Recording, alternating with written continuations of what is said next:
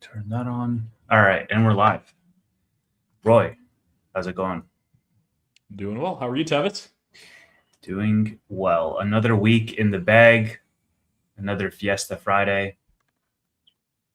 Yep, absolutely. By the way, that clip cutter link is not working for me. It's just loading. So I'll just do it manually today. Hold on. Yeah, like we're going to talk some, of course, we have to talk macro today. There will be some names that we talk as well. But since this is the Friday episode, we're going to focus more on Q&A period. And it can be related. Usually it's related to stocks, investments, but it can be off topic as well. So we're just here to have fun and hang out for a little bit and talk some market. So how was your week, Tevis? Week was good, man. It went by very quickly. And yeah, we had like the biggest rally in many decades. So that was also good to experience. I feel like I have not been making enough content at all because I'm just busy with work, but I'm definitely not sad about this performance. That's for sure. Yeah, a lot of my content has been about like, okay, so for you guys that are not content creators, there are topics that if you end up ever doing it, that you're like, oh man, this is really important. I want to get this news out. But you know that video or that post or whatever is just going to do poorly. Do it anyway. That's what I've been doing this week. So we had like some breaking news that really hit, and I thought that it was really impactful, especially for Robinhood and Webull. Of course, Air Test Systems had the largest contract announcement ever. And I hadn't planned on making more air content, but we didn't put it in the title because, like, if we ever do, people are gone. We're not going to talk about that the full time, but maybe a mention or two. Lots of nebulous and data center stuff too, but the biggest thing is macro. Is that where you want to start, Tevis, or with anything else? Let's start with macro. All right. So why? Okay, we put the same title here. I use it because it's accurate. But why is this the biggest rally in decades? Because you look and it's like, it's up a bit, sure. But what's I wouldn't quite say historic, but what's particularly interesting about this rally, and why are we doing? Of course, before you answer that question, the reason why obviously is ceasefire looks like it's holding. Looks like that they're making meaningful progress towards peace. And there's a lot of hope that not only does that work out, but also what's happening with Lebanon and Israel as well. Yeah, I think historic is definitely accurately putting it. The NASDAQ is on its longest winning streak in like 17 years or something like that. And if you look at the actual index, the rise since the beginning of April, because like the bottom was March 30th. That was the bottom. And then the rise since the beginning of April has been something like since the 50s, the most aggressive. So I think like I have theories as to why this is the case, but I don't think anybody can doubt the numbers. The numbers are telling a clear story that the market is seeing huge inflows of capital. And largely, I don't know if you have it handy, but one thing we shared in our private chat, Roy, was this around the call put direction. And we're seeing that not only is the market having inflows, but they're also loading up on call options at the fastest pace ever recorded. I don't know that that's accurate, but definitely in recent history. So it's been a quick switch. A lot of people were predicting lower. I thought we might be, it might take a few attempts at this to actually have a lasting peace agreement. Looks like that might have been wrong. That was just last week. So yeah, and throw this up real quick too, Tevis. This is from yesterday. Bar chart had posted this. Nasdaq trades green 12 straight days, longest winning streak in nearly 17 years. And of course, what did it do today? Well, it traded green as well. So at some point, like if this continues another couple of sessions, it becomes historic. It's still a massive move, and I know some of these moves are not necessarily substantial, but there's along with this a lot of three white soldiers type of formations, which is a really strong technical indicator. Basically, 3 trading sessions, usually on the weekly, but not always. green in a row, and there's a strong indication of further gains to come over the next session of whatever amount that is. So, by the way, I'm not really sure, Tevis. If you look, I don't know if you can see on the left hand side, but you can see it looks inverted this way. That's my feed. I don't know what I did. I don't know if StreamYard changed something. So sorry to people that are seeing just part of the screen. I can't figure out how to get it back. So that might only be your StreamYard, because I'm looking on the YouTube stream and it's showing fine. So yeah, check if there's a button right below where it says your name, and it should be able to turn off the vertical format. yeah, there's it. Roy, what color Lambo are you buying with your air profits? Yeah, it's been really good. We're definitely going to have to talk some air. I know this guy right here has profited immensely off of air, and congratulations to any other shareholders too. Yeah, I don't know. It's not in Studio. It's not in StreamYard. So if you can't stand it, just hop over to Tevis's channel. You can get the more traditional view. But yeah, before we talk, a little bit of air and why that rallied to and well, I guess I'll just answer like. I've taken profits intentionally with air by selling covered calls. That's one of the ways you can do that. If you're one of your biggest struggles is actually taking profits on something that has run up heavily, that's a good strategy to do it. As long as you have the discipline to, even if it blows past that covered call strike that you're like, hey, I'm fine if I sell it there. If you're buying it back, you're shooting yourself in the foot. So I sold some 50s previously, 55s, 65s, and 75s, which I didn't think would go, but they did. Here we are. So I kind of hate the timing of this rally, to be honest, Tevis, because a week ago I'm like, hey, if these go away, there's so many ridiculous buying opportunities. There still are very good buying opportunities. Like this, I don't think that this rally is just like gonna fade like it will if the peace talks fall apart, right? But otherwise, if those end up proving true, that it bears fruit to something that's more permanent, I don't see why the stock market can't continue to do quite well, because the biggest fear was energy prices, the shock basically driving up a lot of prices across the board in commodities, reigniting inflation, and potentially, if it lasts long enough, inducing stagflation to a lot of economies. So anyway, I'll be sitting, I think that a third of the profit from air, I'm just going to put back into the market like Monday. Just names that I want to add to.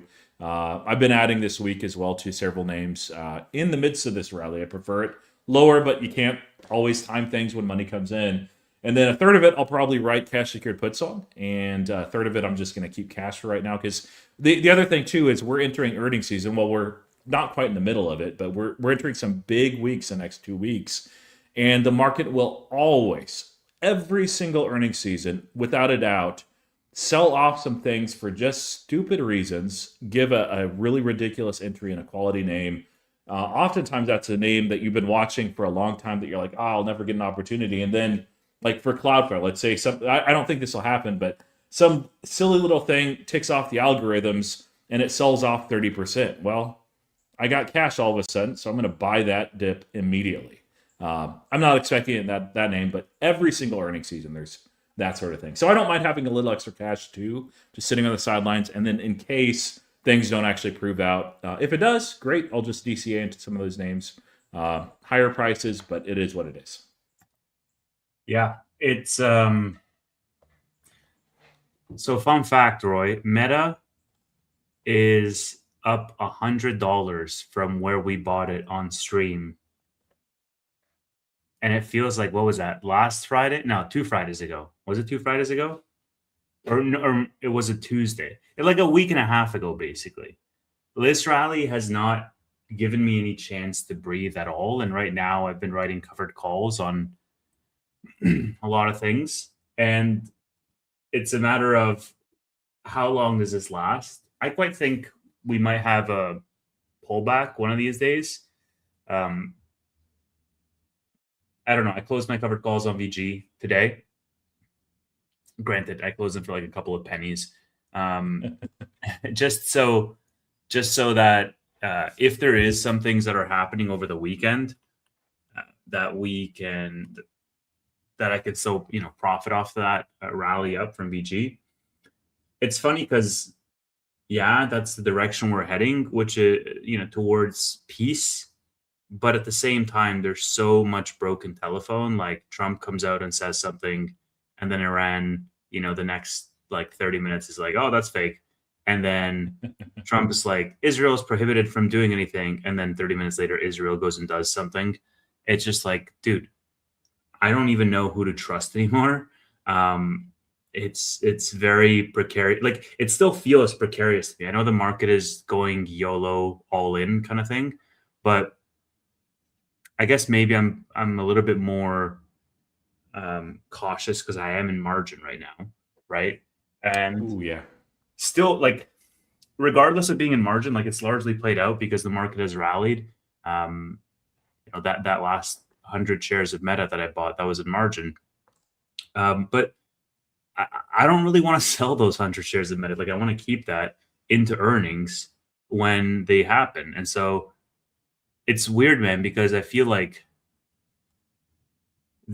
I mean, the goal last year in 2025 was, oh, okay, I need to consolidate into some high conviction mega caps, right?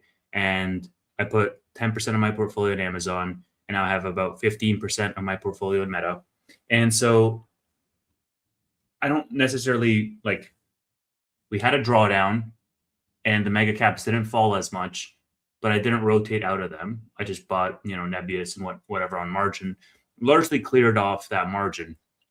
And now I just feel as though I want to have those positions become more of cornerstones in my portfolio for 2026 and beyond if they don't get called away. My Amazon is underwater right now from a covered call perspective, but my leaps are loving it. So I'm not really fussed about it.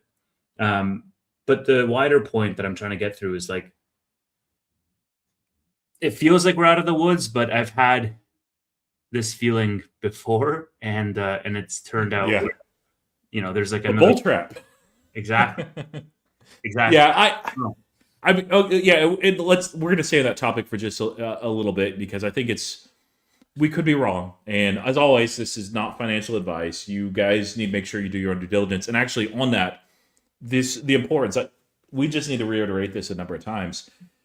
It's not enough to even be in the right stocks. You need to have the right conviction. The only way you can do that is if you do your own due diligence, whatever that means. If it's like, hey, I want to listen to every single earnings call the last 50 years, okay. But you need to develop your own conviction. The reason why somebody messaged me actually this week and they said, man, congratulations on air. I got in at like $20, but I got out at 24 because it was up at 27. It started falling. I didn't know what was going on. It's like, he was in the right stock. He followed me into the trade, which don't just follow somebody in a trade, do your own due diligence, but he didn't develop his own conviction. And as a result, when that stock price is falling, he's like, man, I'm going to lose all my money.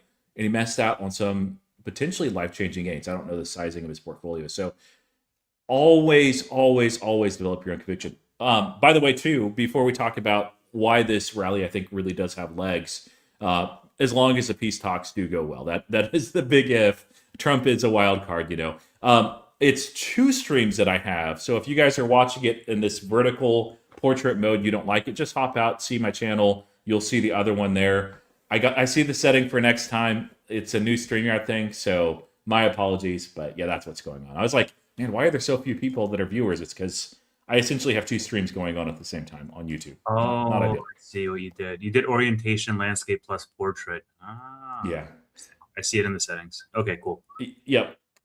Anyway, okay, so there's a few reasons why, actually quite a few reasons why I think that this rally has legs. So obviously, the biggest fear is heavily reduced at this point. Go ahead and throw this up too, Tavis. This is a little bit dated. This came out on the 16th. So it's not that much dated. It's only a day ago, but things have done quite well. This is a NASDAQ 100, the forward PE ratio, and you can see where it's been based on. This isn't going like super far back. This is a 5-year look back, and the guy entitled it "Worst Bubble Ever." I mean, price to earnings ratios are not crazy. If you look at essentially what's happened from this massive pullback, and I know that we're at all-time highs with the S&P 500, NASDAQ as well. I didn't look at the Russell, but I think the Russell was fairly close. Dow Jones, it's doing well too. Um, a lot of tech names have pulled back. A lot of AI names, and I know Nebius is an exception, are not at all-time highs. There's a lot in software that have pulled back, and so what's happened in effect is the rally, the base of the rally has broadened out, and usually that marks sustainability. Plus the fact that we had this consolidation and cool-off period, like it's just it's really healthy for the market what we've been through. Not fun if your portfolio is heavily in fintech and tech like mine. Thankfully, Air kind of saved me. By the way, thank you again for that donation. Stock market will be high on Monday. I mean, regardless of the date, and I know the meme, I really, we'll have a pullback at some point. There will be some consolidation, but this, I really do think has legs for quite some time.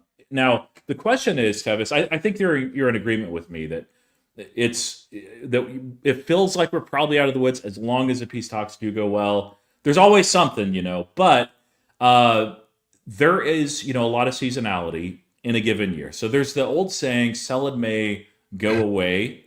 I think 1 year out of the last 4 that's been helpful to do, and the rest it's been you would have missed out on a lot of gains. Do you think that whole saying is pretty much dead, or is that what you're kind of looking at doing this year? I think a lot of people are itching for a rally because all throughout this year has been super chop, and that might signal why this run up was so aggressive on news that's not even final, for that matter. And so I don't think that. I mean, we'll see, right? Because like we could have some more macro geopolitical events that come over on May and negatively impact the market. But I think the appetite is definitely there for us to go on a bull run. I'm not sure what the second half of the year is going to have, but I would expect that to affect the market in the summer, not necessarily in May. So I think that we should be okay for May. I mean, I might eat those words, but as a result of us having such a down couple of months in February and in March, I think that April and May are going to be up because the market, like, we'll reach some type of equilibrium with more certainty in the market, and then uncertainty rears its head again by the end of the summer with midterms. Yeah, I think like unless we go up so much that it's already priced in, usually that last quarter of the year does very well in midterm elections, and there's some chop beforehand. It's played out similarly, although 2022 was the last one of these, and it was a bear market, so a little bit different. Yeah, I think the sell and may go away is largely dead. There's a lot more retail participation these days. The reason why that saying kind of existed before is summer vacation for hedge funds. That there would be lower liquidity, lower volume, a lot of times chop that's downward in the market. And then by the time you're getting back in August or early September, that's when the market does particularly well. So it could play out that way. And maybe it'll be weekly there, but I'm not really expecting a lot of pain. Now, a couple of other things to just to show and things to keep an eye on. This is the oil prices here. So, of course, WTI specifically for United States rather than Brent crude. You can see Brent, though, is also under 100. It's 91. Crude oil, 85 right here. And it's still elevated. But as long as the ceasefire situation actually is resolved, I think that we're fine. Natural gas, of course, this is U.S. natural gas rather than TTF. But TTF, this is in Europe, and you can see how far it's fallen from the peak. If you zoom out a ways, this is, of course, what happened with the Russia-Ukraine war. So year to date or over the last year, this is still elevated. And it's actually, it should be elevated over the baseline back here, just given what's happened with Qatar. And I know I always say that name wrong. But with some storms, we're actually structurally short. But regardless, as these prices continue to go down for energy, that helps inflation not just be transitory. And I know that word stinks. I know we heard it way too often in 2021, 2022. But the reality is, like, this quick of a turnaround probably doesn't have much durable impact on inflation. And we can see Fed meetings, rate probabilities, see me Fed Watch, Current rate is 350 to 375. We've seen a pretty big shift here, Tevis. So it wasn't that long ago. So 350 to 375. If you look back a month ago, it was 30% chance of just staying pat. One cut or two cuts look pretty good. Of course, a week ago, it was 75% chance of staying pat. Now it's kind of back, shifting to where it was a month ago. Not quite there yet, because even some of it still says a rate hike, which I don't know. But most people are saying, yeah, it's going to have at least one cut, maybe two as well, which is kind of what we were expecting earlier the year. Very good for lending names like SoFi, but good for, frankly, most companies here on the U.S. market. So between that, it's clear that institutions are actually buying heavily. I get closed a little bit earlier, but we went from extreme fear to now 68 on the fear and greed index. Let me throw this back up. I apologize for knocking it down there, Tevis. Yeah, this is crazy. Like looking over here, let me zoom in a little bit. So a month ago we were in extreme fear. A week ago, fear. Now in greed. If you look at the timeline,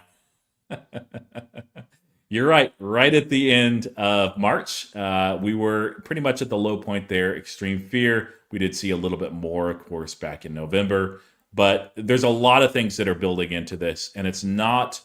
Of course, the moving average is very bullish. Like when you hit an all-time high in a market, it's not like, oh man, this is really bearish. I saw some people like saying Nvidia at 201. They're like, oh man, this is really bearish because it's pumped so hard. It's like, did you see how long that consolidation was? The longer the base, the longer the rally usually. And when it's holding above its moving average, whether it's an index or Nvidia, really, really bullish. Macro seems very good as well. So I'm really just not seeing, unless we start seeing inflation that is really sticky or the peace talks fall apart, we'll have continued worries and concerns. That's what happens in a bull market. You just climb those.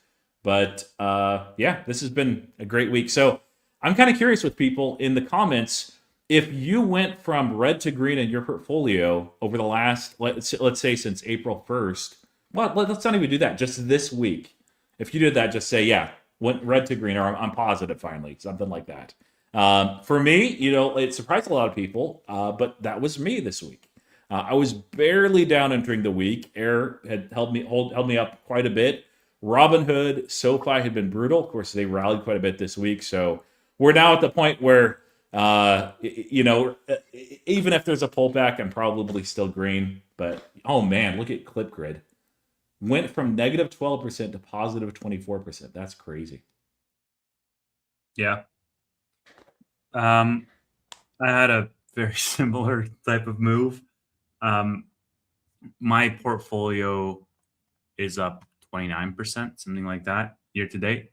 And with this current move in Nebius, I'm about 3 to 4% away from all-time highs. Given SoFi is still under $20, that's kind of crazy. Because the last time I was at all-time highs was October, and SoFi was like at 30 some odd dollars. And yeah, and that's even with the BMNR bag that I'm holding right now.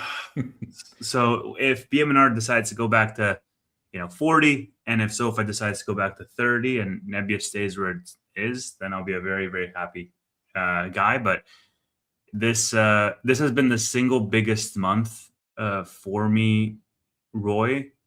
From a dollar basis, like period, absolute terms, but from a percentage basis, in terms of the biggest month since November 2024.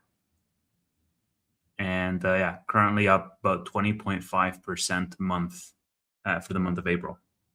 Yeah, it's amazing. Congratulations, dude. Yeah, Nebius has been a big part of it for you, of course. SoFi recovering as well. And you weren't in Robinhood or heavily. Of course, Robinhood also peaked in October. My portfolio was at the all-time high in October. It's actually not too far away now.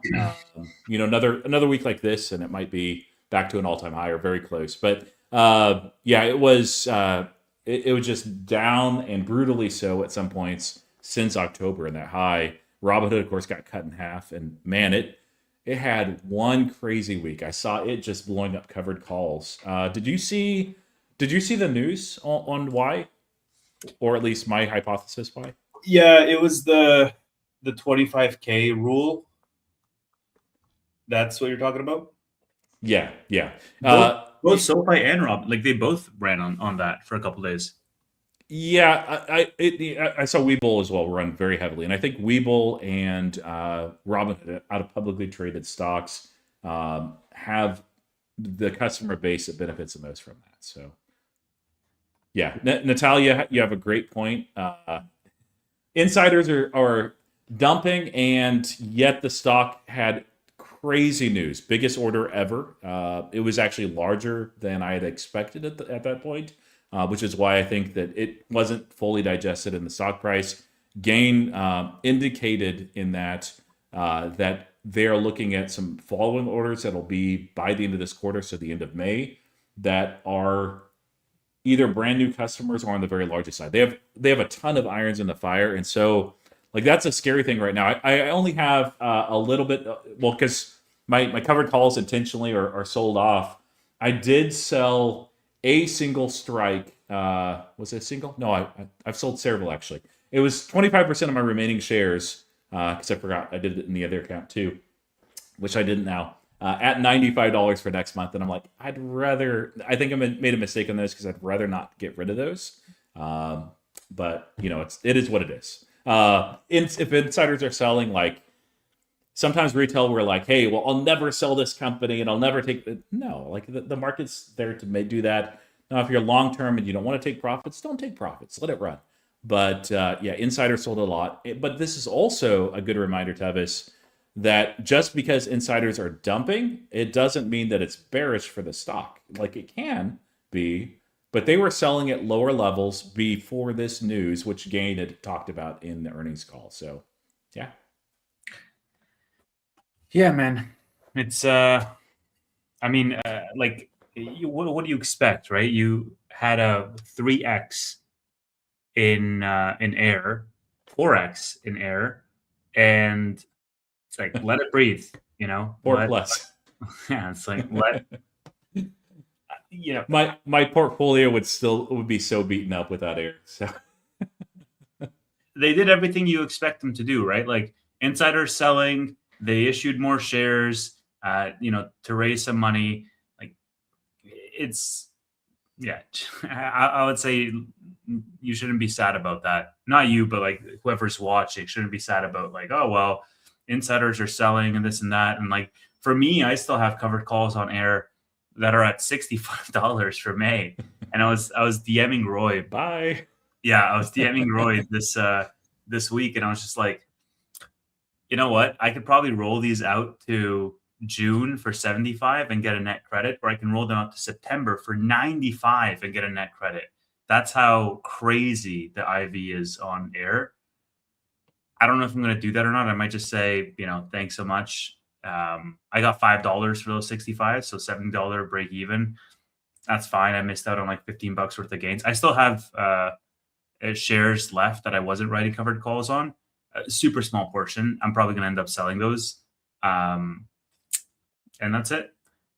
I also messaged you earlier today, Roy, around, and I know we're going to jump on Robinhood in just a second, but on Robinhood, whether I should be writing $120 calls for May 15th as well.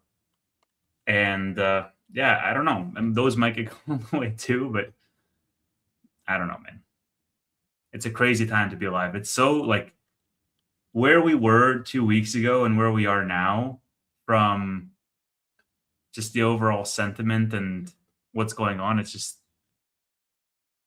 the craziest game alive. It's the most fun game to be playing. Yeah, it absolutely is. So, but yeah, uh, and taking gains, it's nothing wrong with it. Covered calls, they're a tool. There's always downsides with any device, but yeah, I still love covered calls, even though I've missed out on some gains. But like the problem is, a lot of times people make the mistake of if they sell covered calls and it's like, hey, I'm happy selling the stock at that price, then you probably would have sold the stock at that price and miss out on those gains anyway. So you even maybe made out a little bit better. Howdy, Yeah. Bob. All right. Let's jump into Hood. Is that one of the ones you wanted to cover? Or? I mean, like I think we already kind of touched it on it. It was just the FINRA news basically that they're changing or they approved the changes to day trading rules, pattern day trading, and so in essence, previously you needed $25,000 in not just the brokerage but in that specific account. Robin, of course, has created new accounts, and so I actually ran into this for the first time in a long time. I forgot that that was even a thing.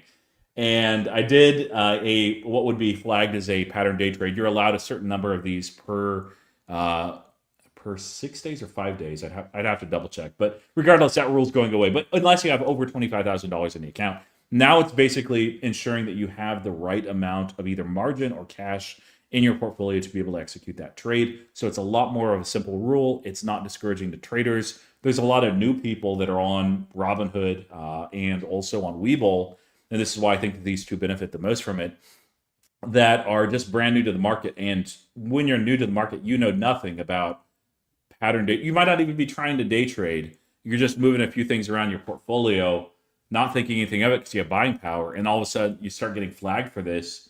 And that can cause a lot of people to say, okay, I'm going to actually stay in this position that I really need to get out of. And you get hurt by it. Or that you just say, you know what? I don't understand this. It's too complicated. I'm out. Or you stop investing. You stop trading. So yeah, it's really bullish for new investors. Like, is there a risk to it that more people will day trade? I actually, there's a lot of people that think so. I don't think so. The reason why is most retail investors try day trading at least once. Did you ever try day trading? Oh yeah. Yeah, I like even myself. Like if you said no, I'd be like, well, then I'll take it back because you're Mr. Degen. So That's how I clearly, started. Like, that's but I even tried it, and I'm pretty conservative with this kind of stuff. Now it was with a tiny amount of money, and it did not work out well at all. And I'm like, hey, I cannot do this. It doesn't work for me. It works for some people. I don't think most retail should do it, but most will try. And if you're trying it with a small amount of money, a couple $100, a couple $1,000, whatever is small to you, and you lose that, then you figure out, okay, that's not for me. Let me swing trade. Let me invest long term, whatever strategy it is. That's a lot better than, hey, let me wait for $25,000 and blow that account up. yeah. So, Did yeah, you we'll see. But did you see yeah, that? Did you see this, right? Stock market in 2026 explained. consolidation looks like is coming here soon. Wasn't it last year that the initial market was moving just like an image of Trump's silhouette or something? Oh no, yeah, it was like a meme coin that somebody had started, and they were like That's right. moving the market. It was the internet, man. It's a crazy place. Yeah. All right. Is there anything that you want to cover else in the news, or shall we move on to Q&A? There's a lot of good questions in the queue. Did you see Meta was laying off 10% of people? Yep. Oh, can we talk about Claude design and how Figma dropped like a rock afterwards? Yeah. Yeah. You swing traded Figma. You're not in Figma now, right? I didn't. I had never traded Figma. You did. Okay. You were just eyeing it as a potential. Yeah, I was just looking at it. Yeah. You want to throw up that demo, or I can do that if that's easier. Yeah, can you? Yeah. Let me pull it up real quick. I haven't tried the Claude design. I haven't been playing with Claude nearly as much as I was the first couple of weeks. Honestly, man, it's just like this job is taking up all of my brain space. Not making videos, not playing with Claude. Let me pull that back and share the tab so that way they can hear it. Not that I guess the volume really matters, but okay. Minute and 22 demo. If you guys didn't see this, but we're going to talk about ramifications.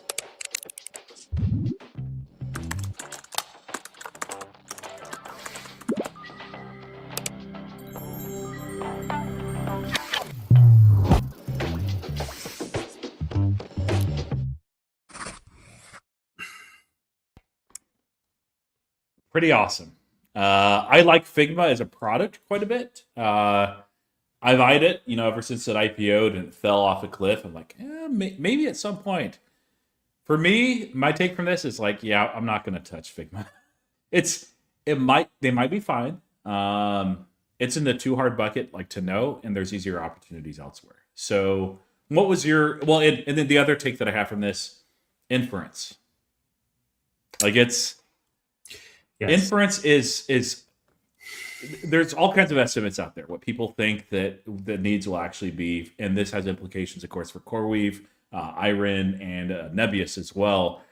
And I think even Bulls are underestimating the amount of inference that's needed. And it's going to go two different directions. One is I think things will get more efficient, but that's going to drive more demand, Javon's paradox. But also, you have the fact that there's all kinds of different use cases, and that's just one of them. And so I think that the Bernie Sanders meme is appropriate here on Friday. I am once again telling you, inference demand is greatly underestimated. Yeah. Ironic that it's Bernie Sanders too, of all people. I had to do it. Yeah. So first of all, that was the most unnecessary way to demonetize us for this stream, Roy, because that music added nothing to that video. We could have just played on mute. But second You're of welcome. all, yes, that's like, is there going to be text? I didn't watch the video, but yeah, I think Claude design is going to be really interesting. I can't wait, man. I don't know if it's going to be actually bearish for Figma or not. I mean, you know, from chatting with other people in the space, like everybody is using Claude, but at the same time, all the design teams that I know of are also using Figma. There's no design teams that have like augmented or replaced their Figma usage because it's a collaborative tool where they're sharing designs, sharing prototypes.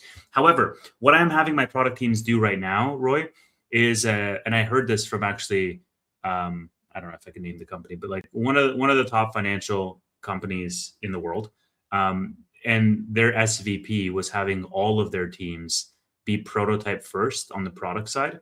So basically, instead of writing requirements documents, all they did was they did prototypes with Claude Code. They pulled down a branch and they built a prototype. And when they went into meetings, it was just like all meetings were demo meetings. When they said, what do we want to build? It was just their prototype on their local that they were pitching the ideas as opposed to being like requirements documents. And so now it's a model that I'm implementing with my teams as well is we're still doing requirements, but I'm also having them build a prototype based on those requirements where I'm like, hey guys, just feed all of the requirements into Claude and have Claude build it for you and play around with it so that we can have more prototyping. And so in a way, you're skipping the entire design phase by doing that. But we still go back to the design phase once the feature is actually validated that directionally we want to build this. We still go back into Figma and have like the actual wireframing, the high fidelity mockups, like the user journeys, all of that stuff in Figma. Now, if you could do it all in Claude, I wonder how that's going to change the workflow, right? Because if you think about the simplicity and the ease of use, Claude has trained teams, and in this example, like large companies, a company that you would absolutely know of, it's one of the largest fintechs in the world, and they have a brokerage. So um, that's what I'll say. They're going. Wonder who it could be. Oh, it's not SoFi, by the way. Sorry, it's not SoFi. They're going prototype first. They're using Claude religiously. They have access across the board, whether it's their product teams, whether it's their design teams, engineering especially, but also their support teams and their marketing teams. They're all doing this where they're all prototyping and they're pitching their prototypes as though they were pitching like, small startups that we can build. If now they can have a design function embedded in Figma, or embedded in Claude, I can imagine that would be so much easier to do if the conversation is like, oh yeah, let's just not use Figma as much, right? Especially if like the Claude design is clean and you can iterate and edit on that, and then you can share that out. Well, it's like, okay, you've basically killed Figma at that point, right? It's just a matter of time for what that adoption wave looks like for people to use Claude design and actually share it out and be collaborative with it. So it's really interesting. It's really, really interesting. And I don't know, man. I think Figma needs some type of response. But like what we know is Claude can get into design. Figma can't get into development. So I think that's a big distinction. Yeah. Yeah, it's something to keep an eye on for sure. You know the cost. I'll orient it whatever direction, and for double the standard cost, I'll take it down for a week. But yeah, Whoa. just for a week. But there are people that have called the bottom on IGV and on software in general, and it may be too early, but one of those, of course, is Michael Burry. Now, this is an account that kind of tracks his position, and he opened, of course, PayPal, Fiserv, Adobe, Autodesk, and Viva as well. And also, I believe Salesforce recently. I may be mistaken on that one. I don't see. Oh, here it is. He's adding to Salesforce and MSCI as well. So he seems like he's seeing that, and I think that PayPal is undervalued. Fiserv is also undervalued. I wouldn't want to personally be there. Software, though, that's really interesting, especially Autodesk too. Do you think now is the time to call bottom on IGV, or where are you guessing as far as software as an index? I have no clue. I have no clue. I don't know as an index. I think you can start cherry picking different software names based on their staying power and how deep their moat is. But I mean, I think we're living in a in a wild market, man. If you look through all of the businesses that Claude has negatively impacted over the past 3 months, you've lost hundreds and hundreds and hundreds of billions of market cap across all of these software businesses just as a result of like two companies, OpenAI and Anthropic. So I don't know. I don't know where IGV is going to be. I'm not really in a rush to go look at, trying to dumpster dive. Yeah, and like to be fair, there's I don't think you're saying that they're dumpster quality companies. It just, at least the way that I assess most of software right now, is too hard bucket. There's easier opportunities. Like if all the software just sits right where it's at and the rest of the market continues to rally like we've seen over the last couple of weeks, that's when it would get more interesting, because then you're starting to look at opportunities. Of course, Microsoft has done quite well too since that time. But yeah, it's really tough to say whether or not this narrative will actually will have faded when Claude is launching products like this time after time, which usually has implications for software, sometimes very specific ones, of course, like Figma today. It's tough to say. He's probably, if he still has positions betting against NVIDIA and Palantir, probably not feeling too good after that. You know what? If there's one software name I want to potentially get into, it's Wix right now. Oh yeah, where is it today? I looked at it yesterday, and it wasn't really participating in the rally. That's 68. 68. Oh man, super choppy. Oh man. You have air money going. Yeah, no, that's what I'm thinking, because I'm like, what do I? So I want to get more. There's a couple things that I'm buying. This week I added a little bit to NVIDIA, I added a little bit to Palantir, and I bought a good amount of Figure. So still a little bit of Figure left to buy. And after that, I'm like, there's some potentialities, and I don't want to just like invest in something where I'm like, yeah, this will be okay. But Wix, I've done enough DD on it. I wouldn't mind it like here. I really think it may not be the bottom, but it's got to be fairly close with base 44 the way it's cooking. So I need. And they're buying back so much shares themselves too, right? So like, I know that's the other thing. And they still make money. Like it just. And they still make money. Yeah, and they're still growing. The only thing wrong with it is it's caught in this software narrative, and I guess it's not an American stock. So. Yeah, no, there's a lot of people that are doing similar, where they're saying, hey, this narrative has been silly the whole time. Now is the time to buy. So good call on Wix. I will probably own some on Monday. Or maybe I'll write a put. I don't know. We'll have to see what premiums are. I have not looked at the option chain at all. So maybe you know, Tevis, because you're Mr. DGen. So do you look at option chains first and then you look at the share price? Or well, if it's a company that I like want to hold, like a long-term investment, then I would just buy the shares. But if it's a company that I want to wheel, then I would look at what are the good premiums, and then as a secondary thing, being like, okay, how long do I want to hold this? Which has also backfired on me. So now I'm only wheeling with like 3 names, or 4 names max. So yeah, Wix is interesting. I could see myself definitely getting into it as well.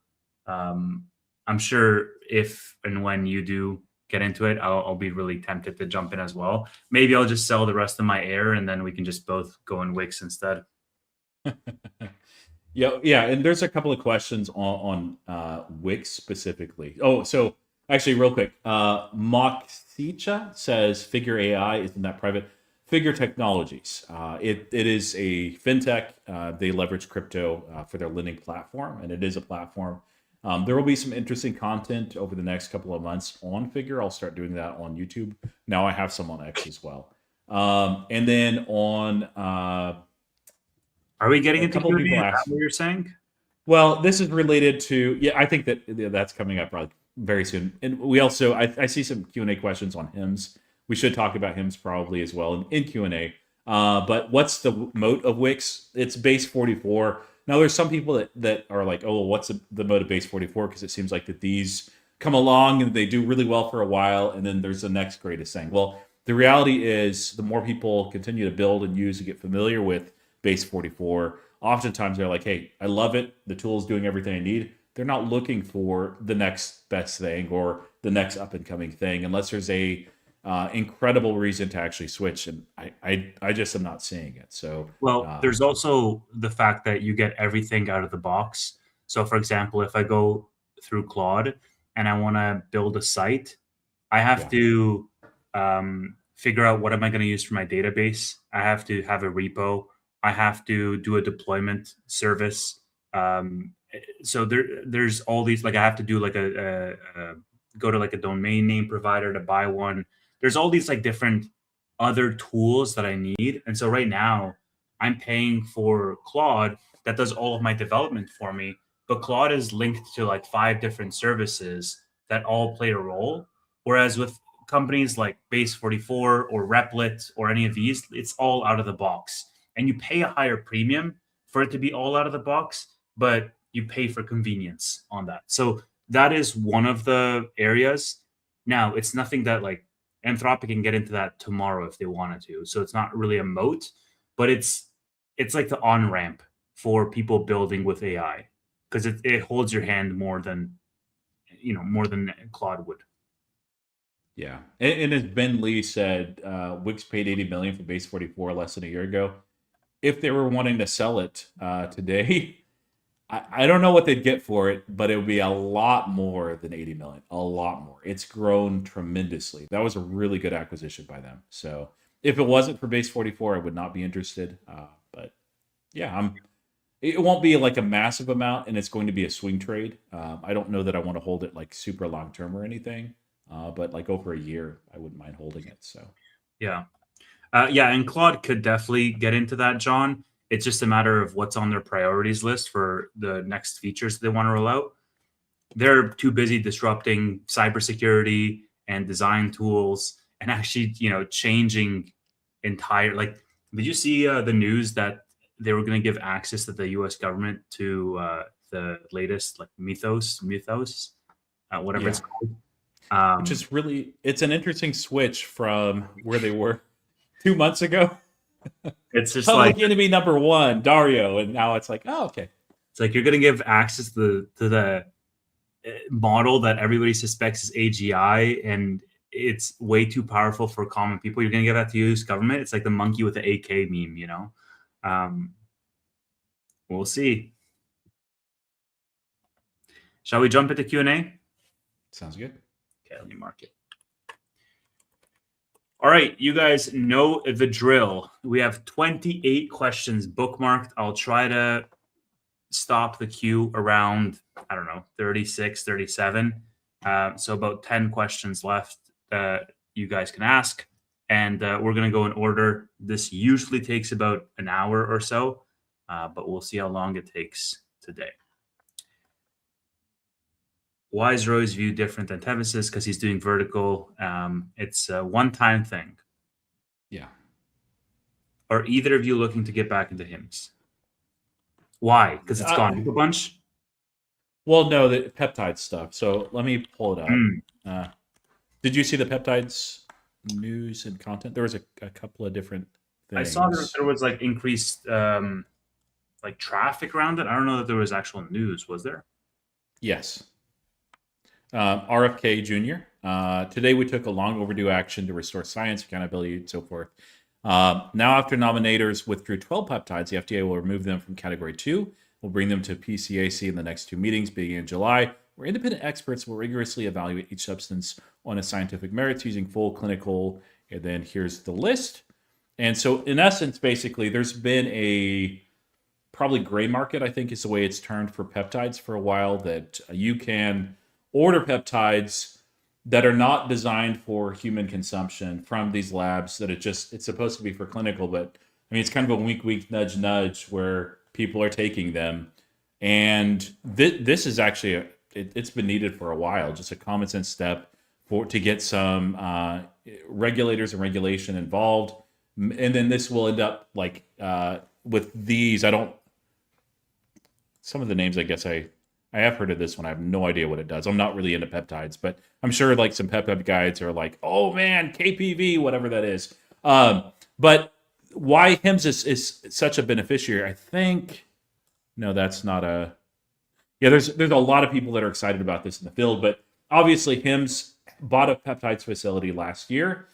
They are well positioned as far as distribution, and as these are essentially whitelisted and then can be sold under the FDIC, and I think more and more peptides will, as long as the research indicates that they are safe for human usage. That's a good thing for people that are taking them. That way, you actually have the quality control there. Really good thing for HIMS because they're positioned well. So, am I actually going to get back into HIMS? Probably not. Now, for me, the thesis I don't think ever broke. It just became more murky. It's a lot less murky now with basically them working out things on the lawsuit front and with the FDA and everything. So it's still though like with this run up, HIMS can go parabolic. It's done that before. They can have a short squeeze and everything, but I tend to not invest for those things, but instead for the long term. And I don't know. I think HIMS will be okay-ish at least, but there's still better opportunities, I think, in the market. So yeah, willing to get back in if they like continue to execute really well, if it's very clear what they're doing and the price and timing is right, but not right now. Yeah, I think for me, the thesis, works. It's just the management piece that I'm really hesitant about, right? Because management has shown in the past that they've been very foolhardy in certain areas and sometimes also not acting in the best interest of their shareholders. And I don't necessarily know that that's a management team that I would trust as a shepherd of my capital. I think the thesis is fine. I think peptides is it's huge. I think the weight loss segment is going to continue to a certain degree. Of course, they're growing international expansion with Zava and others. So that's the part that I'm fine about. It's, do I trust Andrew and team? And I mean, there's a reason that I sold. So yeah. Can you talk about Figure? The stock looks ready to rip. What's it at right now?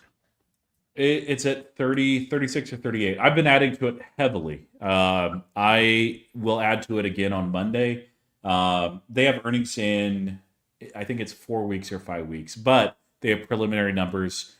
It's really weird because it's right now it's more of a battleground stock than anything. And so there are very passionate, very outspoken shorts. One firm kind of doubled down as far as what they're saying with Figure for a while. I think they're flat out wrong. It's as long as lending is going to be in a healthy space, and I think it will be this year. They have built out a platform, so it's a lot of it's asset light growth that they're able to do. The shorts say, oh, it's inorganic and they're doing all these like if you look at the actual numbers and what they're actually putting out, the new products, I'm skeptical on some of it, but they've built something that I think is very differentiated, and they have basically one of the criticisms that people have of crypto is like how do they actually generate money. In this case they're using it for extreme efficiency gains on as far as time and as far as cost. You can look at I have a very detailed article if you go to my X account. When it was like 27, I said it was a misunderstood opportunity, and I think it's going to do very well, but it's going to be very, very volatile. It is controversial for a while, and it might be for another year or two. But I hope to at least change some of that and educate people, because there's some plays that are like just super easy to understand, very clear what they're doing and how they're doing it.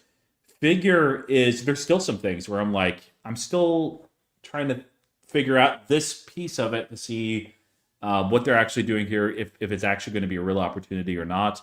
And I will say at some point, hopefully in the next month before earnings, there's going to be a very interesting interview related to these guys coming out. So, Okay. Well, that's exciting. Yeah, still not in Figure, but you'd be buying Figure over Wix if you had to choose one? oh yes, definitely. Long term, this is a winner. I'm going to go up to probably about a 10% allocation. And that's usually where I top out what I'm allowed to do outside of the swing bucket, unless I see it as a generational company. On that, I'm not sure with Figure. Like, I think it's a very good company.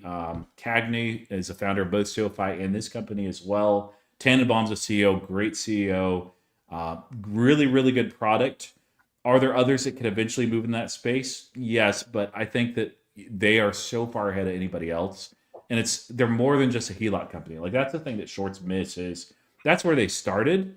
But even right now with democratized prime, like there's substantially more than that. They, like SoFi, also benefit from the Clarity Act, whatever form that comes out. But if they end up prohibiting yield, which I hope that they don't, their stablecoin is backed by the yields gained off of real world assets. It's basically loans that are on chain. So it's yeah, they are really, really innovative, and they are such a small market cap. They're growing at like 100% year over year. I think they're really exciting. So executing well too. It's exciting. So yeah, I'm not waiting like for a pullback to $30 before I add. I'm like, it's fine under 40. It's fine under 45, frankly, for me, for topping off my position. So. What happened to my orbs? Sam Heltman didn't punk my bags today. Yeah, I mean, I don't know. Don't really follow orbs that much. But did some OpenAI news come out and orbs didn't pump? Is that what you're talking about? I'm not sure. Yeah, I'm not sure. Why don't you just sell a limit order for where you bought the 100 Meta shares? That way, if it goes below, you can sell them and you're not in danger. Yeah, stop loss. Why would I do that? That is too rational of a plan, and I don't like it. Yeah, I don't know. I think Meta's going to do well in earnings. We'll see. I was thinking about writing some covered calls on Meta today, Roy, at like 780, 790 or something like that for the next month. And that sounds crazy because it's like $100 away, but it's what, like 12%, something like that. It's not that crazy, man. If you look at earnings, this thing can definitely, climb higher. Now, there is also that lawsuit that we sort of forgot about. But at the same time, I think there's a lot to like about Meta here. And yeah, I'm fine to hold it. And if they go down, then they go down. But yeah, calls for Meta are super expensive, which is why I'm selling them or thinking of selling them. But pretty happy with even if I were to sell those 100 shares of Meta today, I'd still be fine because I bought them at 59K and I'm selling them at 69K and just pocketing 10K for what, 2 weeks. Okay, like I'm not super sad about that. Um, but I think we can go higher. I don't know. We'll see. Yeah, the other thing I'll add too, like for a lot of people, 100 meta shares would be like that's your portfolio. For Tevis, it's a small Stop. It's not. It's not. part. Um, Like 1%. No, just kidding. Yeah, honestly, like if you guys are on margin, use margin. Like have an exit plan. Don't be like Mr. Degen here. So, I mean, I don't know. but you like to be fair to you, and just so people understand, like you're adding money to the market on a regular basis with your income. It's not something that is like this is all the money that you have, and you can add like $50 here or there. So that's one of the things. Like people that have a good stream of income that are contributing to the market, oftentimes feel comfortable saying, you know what, there's an opportunity here. Let me go in margin and take that opportunity. And then worst case scenario, money comes in over the next few months, you're good.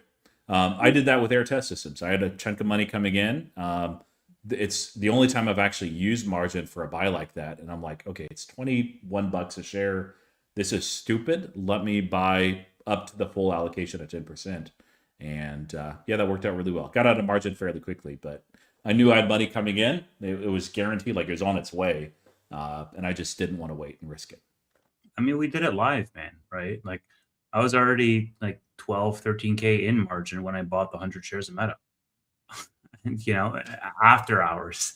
So it's fine. Like I'm not super fussed about it.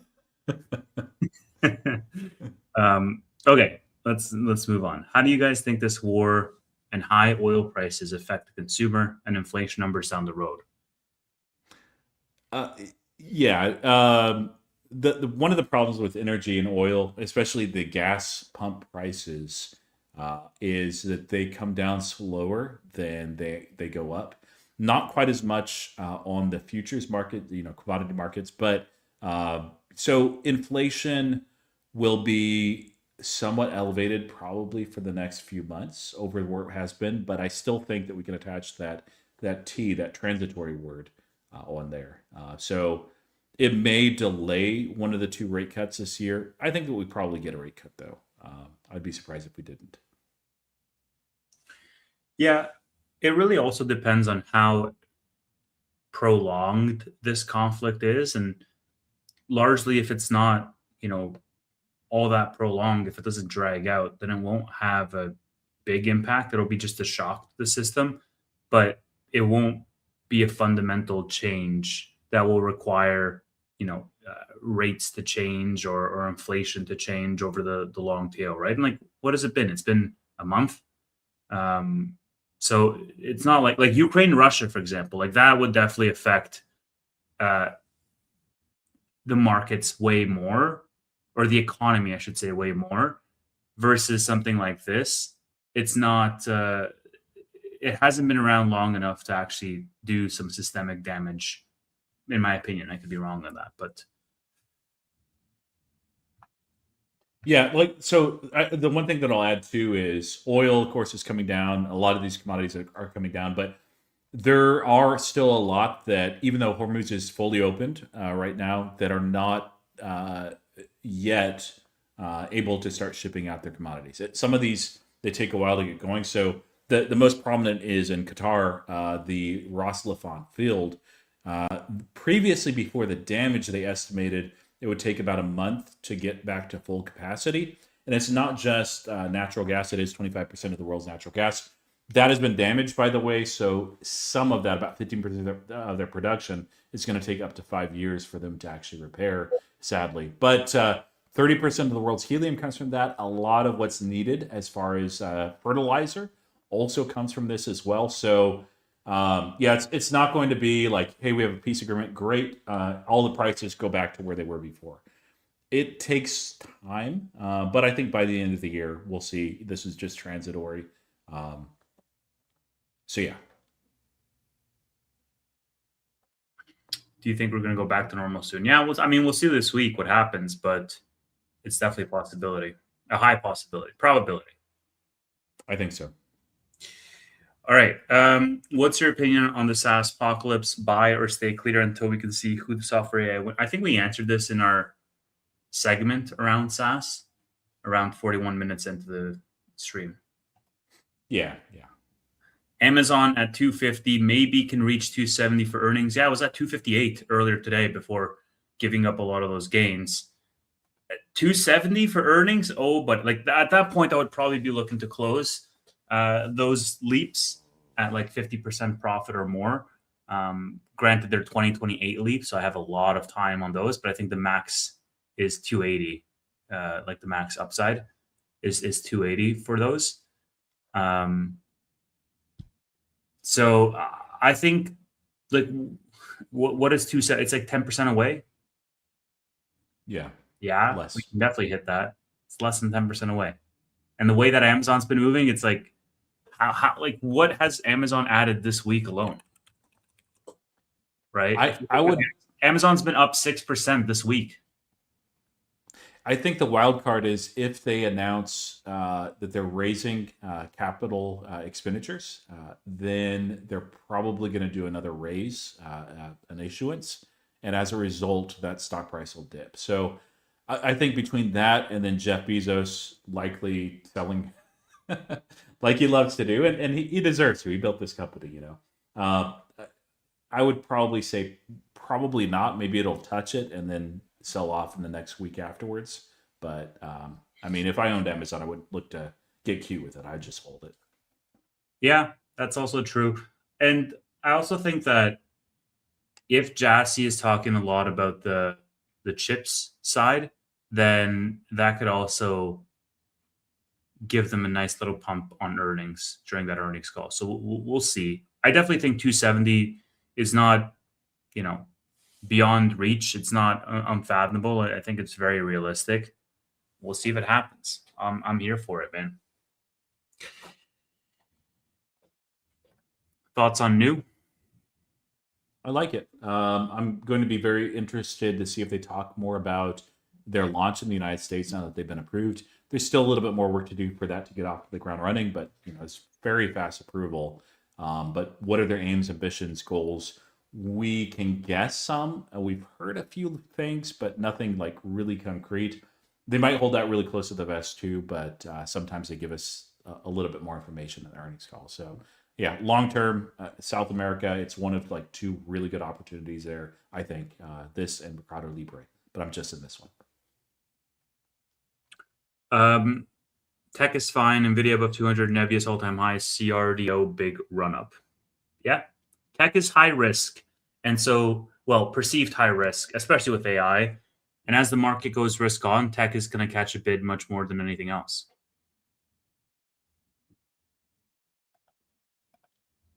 Is Roy still hedging with short-dated SPY puts over the weekend? Nope, that was just a last weekend thing with very low quality hedges. Now VG is my unintentional hedge should things break out again, but that's a long-term play for me. I even closed the leaps before, was it yesterday? Yeah. How low does Nebius stock price go? I'll defer to you on that one. Hopefully below my covered calls. Yeah, I mean, yeah. I rolled some out. I think 2 weeks out to 152.5, and then I have some at 140. So I would prefer not to have those go, but if they do, they do. I'll kick the can down the road at least once more, though. I don't know, man. Maybe I'm delusional in this, but my bigger fear is not Nebius going to $100. It's Nebius going to $200. Yes. And I have covered calls, and they're at 195 and at 200, and you know it's for May 15th and April 24th, like next Friday. And quite frankly, I think this breather that we saw today is totally normal. But I think we're seeing a lot of accumulation behind the scenes. We saw a huge rally over this past week. It went up like 50% in a week or something. And there's a lot more that they can still drop, guys. The news, if they start to, uh, Tevis is going to be unbearable with Nebula 200 plus. I will be. I will be. So get ready for that. But look, if they drop news that they're working with OpenAI or Anthropic or Amazon or Google, you're waking up and you're seeing $200 stock price. It's going to happen. Do you think, since it's at an all-time high, that they're likely to maybe move forward? Because they are going to do like that. It's in the model. I hope they do. Okay. I hope they do. I hope they do too, because covered calls save me. Exactly. That's the same reason why I also hope that it's for my covered calls. But yeah, I'm not too sad about it. Yeah. So yes, this is true. We'll see. We'll see. I'll show you guys what I end up getting if it does go to 200. But haven't got anything yet. Speaking of the reason why I haven't got anything yet, do you guys think BM&R will pull back next week? It just depends on what's happening in the macro on Ethereum. I still think that we are in crypto winter. I don't know how long it'll be. I know we've had a bit of a rally this week, but there are multiple relief rallies even in the crypto winter. So it wouldn't surprise me either direction at this point, but I still think we have. I don't know that we've hit the bottom yet on crypto winter. Really? I'd love that if we did, but yeah, I don't think it's well. So specifically with Bitcoin more than Ethereum, it's not pulled back to levels that it traditionally would. Basically, there's an average there that every single crypto winter previously we've seen below that volume shelf. We haven't yet. I believe that's around 55. I'd prefer to not see Bitcoin at 55. If we do, I'll add more than just my DCA. But yeah, if we do see that has impact on Ethereum, thus on BM&R. Yeah. Did anyone hedge? Russia is about to mess it all up. NATO. VG is my hedge. VG is Roy's hedge. Yeah. That's it. And Palantir, kind of. Can one of you make a video showing how to value a stock in a few different ways? I'm just trying to learn more. Maybe. I've thought about doing some of those videos that are more like evergreen content for newer investors. And it was one of several different things that I was weighing after I finished the dissertation, which I'm done. I actually got the print copies, the hard copies today. I got some for my mother-in-law, my parents, and so forth. But yeah, regardless, I decided to do something a little bit different with my time, which you guys will see in the next week or two. But yeah, like that's the thing. This comment right. But like to be honest, there's content that I make. Like every single bit of my air content, except for like one or two videos, they perform terribly. But I like to make content that I find valuable, that I like to make, whether it's like, oh man, it's SoFi, it's going to do great. Well, I'll do that if there's credible news and I'm bringing something out that I don't think is well enough covered yet. Or, if it's like, hey, it's going to get me 500 views. Like I think my most recent air video has like 400 views. And my average is 5, 6, 7,000. So yeah, I think I'm not afraid to make that kind of content. But I don't want to.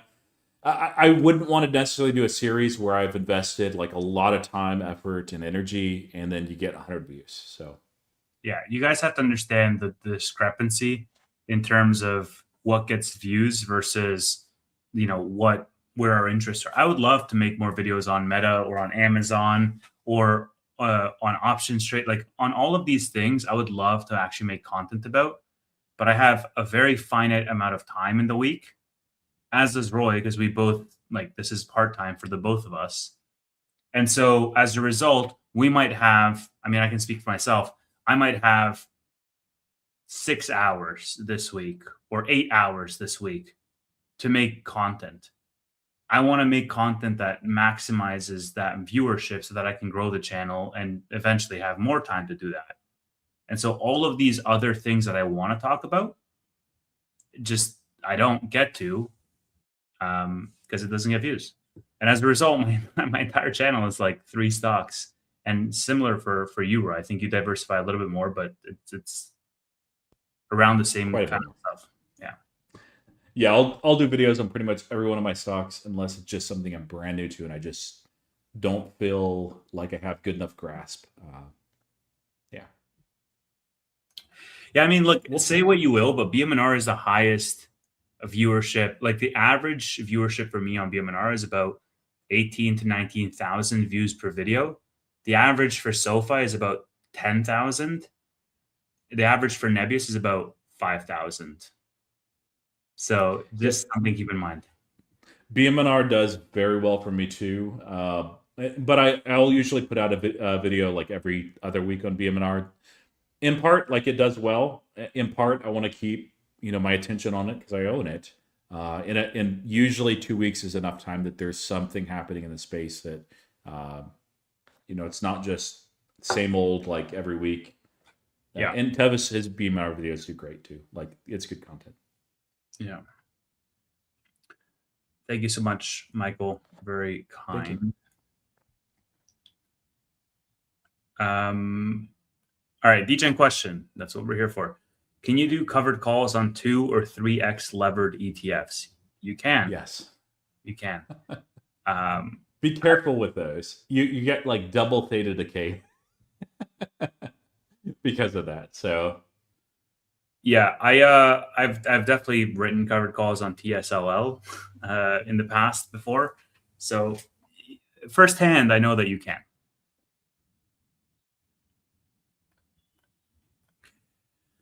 Would you sell covered calls if you don't have a full position built out on a cornerstone stock? Assume you don't have a big account. If you don't have, I'd still yes, would.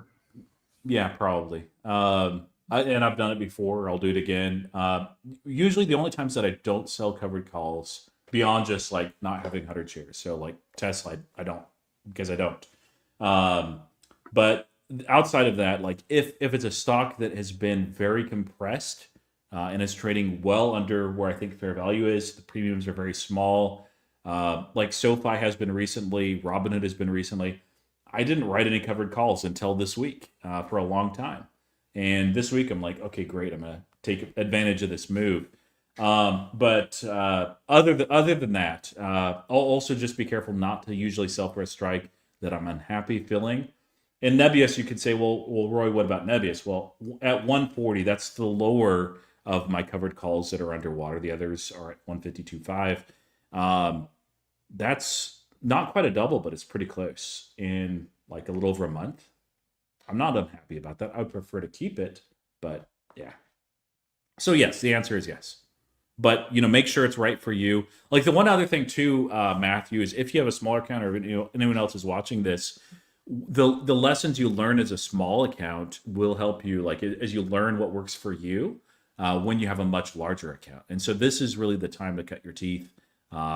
Now, if you decide it's not worth the risk, I don't want to do options. Don't do options. You don't need to do covered calls just because we do. Don't do Yeah. them the way this guy does either. If you unless you really like risk. Yeah, exactly. What are we buying today? Did I buy? Yeah, I bought. No, actually, I don't think I bought anything today. Yesterday, I bought a little more Nvidia. It was 2 days ago on Nvidia. I bought a little bit more Palantir, and I bought a good amount of Figure Technologies, FIGR. I don't think I bought any stock this week. Yeah, all my trades were option trades, like selling options and closing out my. I had $20 puts for SoFi today, and they got over $20, and I was like, yes. And then I went into a meeting, and it was a 2-hour meeting, and I came out, and they were at 1950, and I was like, God damn it, I should have It's closed.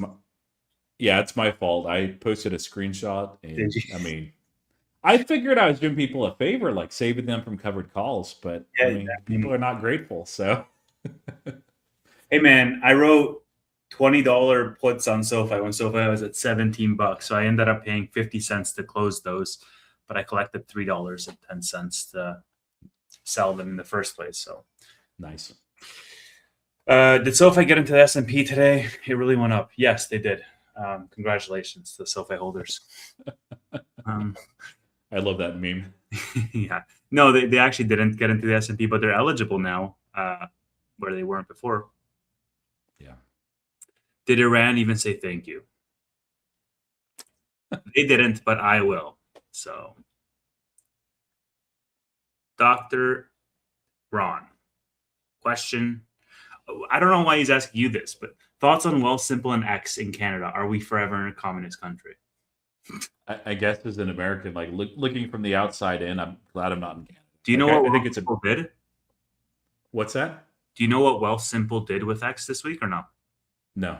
Okay, so Wealthsimple is like the Canadian Robinhood. It's a brokerage here. It's like the more modern equivalent. Yeah, and they're actually really cool. They're very aspirationally, like they're the parallel of Robinhood. They have all the young people.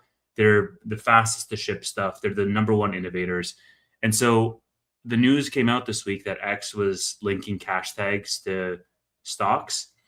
But in Canada, what happens is if I click on a ticker, um, it can redirect me to my Wealthsimple app, and I can just trade that ticker. Well, that's cool. X. So, and then people up here, um, they were complaining on X to Wealthsimple because Wealthsimple is now associated with Elon. Oh, And they're like, give me a break. I know. And Wealthsimple was like, dude, like we're not sharing any of your data with X. It's literally a link that sends you into the app. So I think that's what that last part might be in reference to. Little snowflakes up here just need protection and need isolation from the real world. Should AI companies now start selling running shoes? Yes, the reverse AI company. Yeah, we saw back-to-back pivots to not unrelated companies to AI companies this week, and of course, both immediately popped for at least a little bit. But I seriously hope that we don't start seeing that as like a normal thing because it was still weird when companies they do this in the past. Like this isn't the first time for it. It does add a little bit of fuel, I think, for those that are calling this an AI bubble, but it's hard to argue like on these that that's not the case. But like we've seen that with crypto before. Specifically, BM&R is one of those that pivoted to a digital asset treasury. We've seen other, like even MicroStrategy. It was once a very different business, is now a digital asset treasury.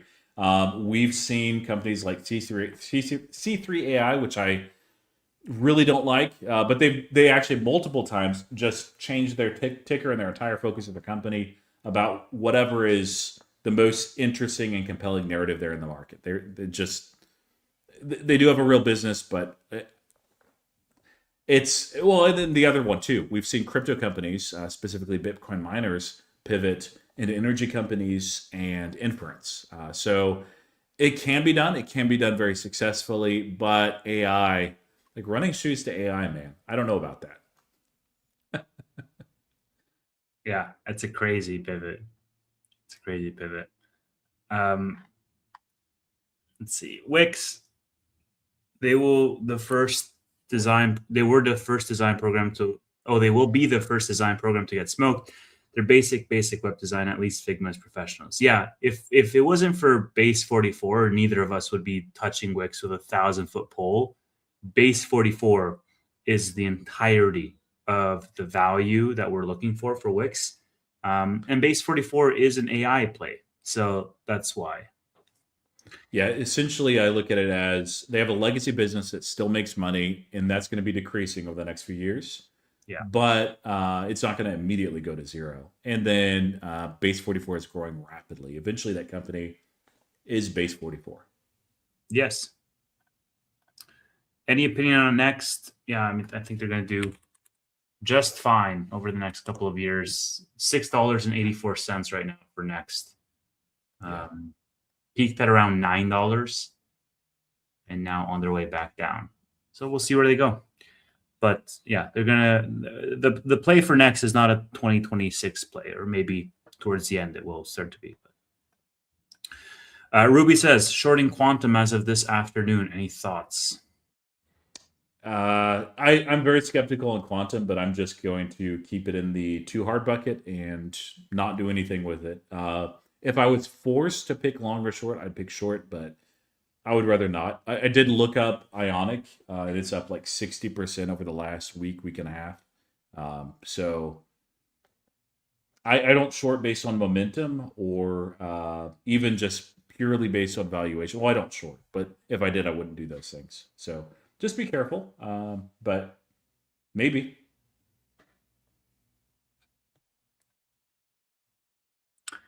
What's the next air? Well, I think air still has a long ways to go up over the next few years. I haven't done a long term, and I'll probably wait until maybe the next earnings before I do like the long term thesis, TAM, and everything. The CEO talks enough about it, but like if you're looking at a short term company that'll do a 4x in that little bit of time, I'm sure there are names out there that will. I don't know what they are. So yeah, I don't have one in mind. Like I still think SoFi is going to perform very well this year, but even from here, I agree. Hood or SoFi for leaps for here. I've been eyeing the SoFi $30 or $40 spreads for June 2020. Yeah, I mean, as somebody who did buy a whole bunch of spreads over the past 2 weeks, I'm bullish on them. I bought $15 spreads for June 2028, and I also, or sorry, not spreads, leaps for June 2028, and I bought $18 leaps for 2028. I think spreads are also fine. $30 to $40 should be pretty cheap for you. It's obviously risky. Like you could do $20 to $30 probably for a better bet. But yeah, we'll see. That's a huge spread though. $10 spread. I was going to say I'd probably even widen it myself if I was going to do it. But for SoFi, I just prefer pure leaps, and then sometimes writing. Well, when we were up in the 30s, poor man's covered calls were very attractive. But yeah, now not so much. But if I had to pick between those two, and I'm not going to just be like, hey, 50-50, because that's probably the better answer. But I'd probably say SoFi, actually. Robinhood's been on quite a tear. But again, you've heard my view on crypto winter. I think that we still have more time. Could be wrong on that. Amazing companies, both of them. But if I had to pick, it'd be SoFi. Yeah. And mind you that people will look at this run up from SoFi from $15 to $20 and they'll think, wow, that's a big run or whatever, but earnings is around the corner and SoFi has never missed an earnings in their entire history as a public company. So I think there's good things on the horizon. If all the stock YouTubers in your circle got into an MMA match, who's winning? Boy, I don't know. maybe Steve. Tanner, like I think he'd be pretty scrappy. And he's very fit, so I just don't know if he's fought before. But and you're a big dude, and you're in decent health, so maybe you. But yeah, Steve, I think would fight dirty.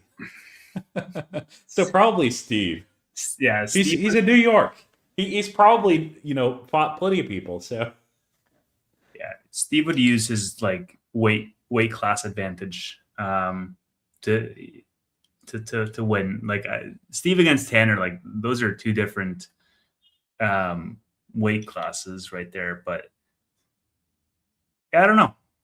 I have never seen Dr. Roy in person, so I can't size him up. I did see Steve. I have seen Tanner, Amit, Chris, Sam. Yeah, I don't know. Interesting question, though. I like it. Thoughts on the BMNR recovery? Yeah, we'll see if it keeps up. It's all based on Ethereum, and Ethereum is based largely on this bill passing, and this bill passing is looking positive. More on that tomorrow. What would be the price on air to re-enter for Roy? I might if we have some retracement, and I think that at some point that we will, even though this is a massive order. I think there is going to be a piece of news that comes out in the next month to month and a half that is not priced in that will excite a lot of people as well. No one guarantees what that is specifically, but the way that Gain is talking, and then the positioning of like, hey, let's go from where we're producing 1 to 2 units per month to, hey, we have production capacity for 20 units a month, to last earnings call saying we actually outsourced, got in a contract with a contracting manufacturer to double our capacity to 40 units a month. That really signals not that they're going to be topping out at 40 like anytime soon, but that they are in very serious conversations with these guys. Gain wouldn't be talking this way otherwise, especially after 2023, to the point where they need to show like, we are niche, yes, but we can meet your production needs rapidly. You're not going to be waiting like 6 months for something. That's exactly why they did it. So all that to say is, I might, if the stock price does fall and consolidate, if we're looking at like 70, 65 a share or something, write cash anchor puts for 50 next month. Yeah. Thoughts on Grab? I'll let you go first if you have any, and I have zero thoughts on Grab. I don't cover them. I have never looked at their financials. I know what they are, but I don't know anything about their prospects.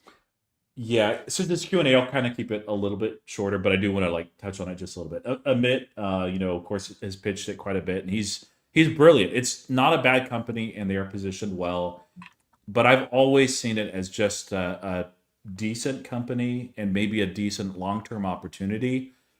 I don't invest in those though. I look for great companies and great opportunities. So I think that if you invest in Grab, like, and you hold on to it for 10 years, you'll be up and you'll be glad that you invested. But I think that it's not going to perform maybe even as well as a broader index. A lot of times people, this is not why Amit looks at it, but they look at the small share price and they're like, oh man, look how cheap this is. It's going to go up a lot. Look at the market cap. Look at the float size. It's tremendous. They're trying to accelerate their business both through AI, and there's a couple of things there that maybe will work out. I did watch their whole AI Investor Day 9 months ago, and I was not really that impressed. The other is through lending and microloans. And I just honestly don't know enough about Southeast Asia and the lending environment to feel confident investing in a business that's doing that pivot. It makes sense for them with what they're trying to do, but I just think better opportunities, easier place. Mm-hmm. All right. Any chance either of you get back into Webull because of the PDT rule change? No. No, but they also are out of that really caustic relationship as far as the firm that they partnered with to sell shares at the market. So that's a good thing too. And I hope that Webull shareholders do well, but not really. Like, especially here where Robinhood's at. Although it's been on this colossal run, I'd be more interested in adding to that. Higher quality. Yeah, Yorkville Advisors. Spirit shutting down over the weekend. There are serious concerns. Any thoughts? I have not seen this news. Did you see this news, Roy? No, I'm assuming he's referring to Spirit Airlines. Yes. Yeah, I don't know the news. I thought that they were doing moving towards bankruptcy. So I'm not really sure. Oh. Is Spirit Airlines shutting down? What to know if you had tickets? Well, I'm glad I don't. So, yeah, I'm going to be traveling next week, but I don't think it's a Spirit. Hope they're not shutting down. They're just going bankrupt. I'm stuck at the airport. Yeah, I mean, that's a tough place. If you have tickets, hope it works out for you. I have tickets booked on, I think, Delta for my graduation. So thankfully. I'm gonna be in NYC. Probably have lunch with Steve or something. You should come. Yeah, we all have lunch. End of next week. All right, I'll see you there. Just kidding. Do it up, man. It's like $100 for you guys to like travel between states. A little more than that from Houston, but it's really not that bad. Yeah. Steve is going to pay for lunch probably, but we'll see. Yeah, if it, I mean, like, he will not let you pay. He will not. He So, better not. I'm freaking and traveling all the way to New York. yeah, Uh, he's such a nice guy too. he's a good guy. He's a good guy. Yeah, I'm like I had to travel for work, and then I'm staying an extra night, and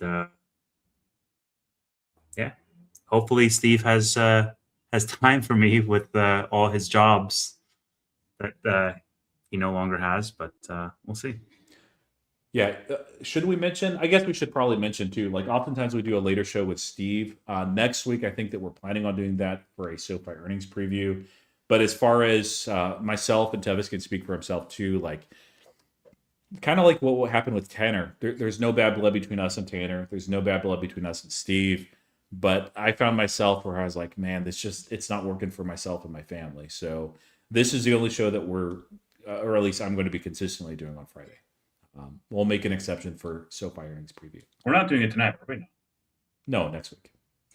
I need to get my projections out, man. I don't know if we are doing it next week. Well, we'll see, right? Well, maybe. Well, I'm definitely not there because I'm flying at like 8 p.m. on Friday next week, but I'll be. Yeah, we'll see. We'll see. We'll figure it out. Just Starlink from the flight. Can you imagine me on Spirit? So yeah, I think two shows in the same day is kind of tough, and I like this show, and the timing works out better for me as well. So if I had to choose, I'm choosing this one. Yep.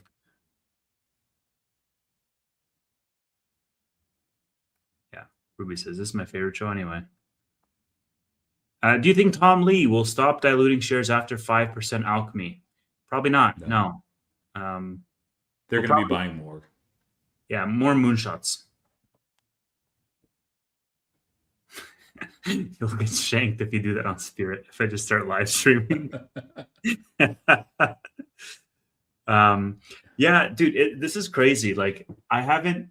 So, okay, granted, I've had phone calls with Tanner this week because he's panicking over his Nebius covered calls. But like, I haven't seen that little dude's face in such a while. It feels like because we don't have a show together anymore, and that's very sad to me.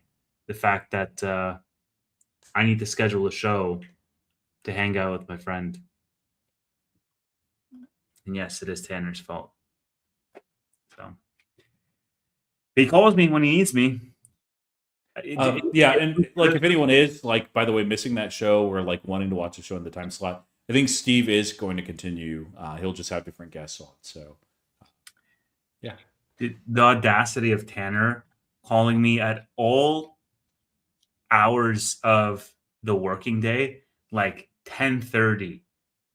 He calls me at like 1 p.m. Just straight up calls, no text. And I'm like, dude, I showed him my schedule, and it was just like back to backs in 30-minute increments from 9:30 to 5:30. And it was just like, where am I gonna have time for you? And he's just like, leave the meeting, call me. So when the meeting, like when one of them was done early, I call him, like, what do you need? Are you okay? And he's just like, what are we gonna do about Nebius? And I'm like, dude, fuck off. Like, I have actual work. Like, what do you want? The joys of being a full-time YouTuber. Must be, yeah, Tanner does have a job. I mean, Tanner does have a job, but he was gaslighting you early stream. I don't know. Tanner doing part-time YouTube now. He does an hour a day at 1 p.m. and a video a week. He is too rich. That's crazy. Can you imagine that was your full-time job? You just do an hour a day live stream? Dude. Yeah, he does more than that. But yeah, like, if you can do it. And he has a person working for him now. It's like more time in the spa that way. So it's like, oh, 1 hour a day. This is too much time for me. I need to hire somebody. Anyway, yeah. Meanwhile, I have like back-to-backs all day long. Anyways, let's continue. Thoughts on Credo technology and the Dust acquisition regarding photonics, or haven't looked into it? I saw someone post on it. I've, just to be honest, have not looked into it. So I'm excited by photonics. That's why I'm in air. Well, not why I'm in air, but one of the reasons why I'm in air. But yeah, individual photonics names. I've looked at if you have not looked at Credo at all.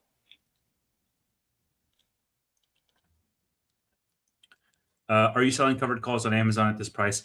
Yeah, I had to roll my covered calls on Amazon. I think I'm going to lose those Amazon shares. We'll see what happens. I'm going to keep rolling them because I want to keep my Amazon, but I might end up losing the shares, quite frankly.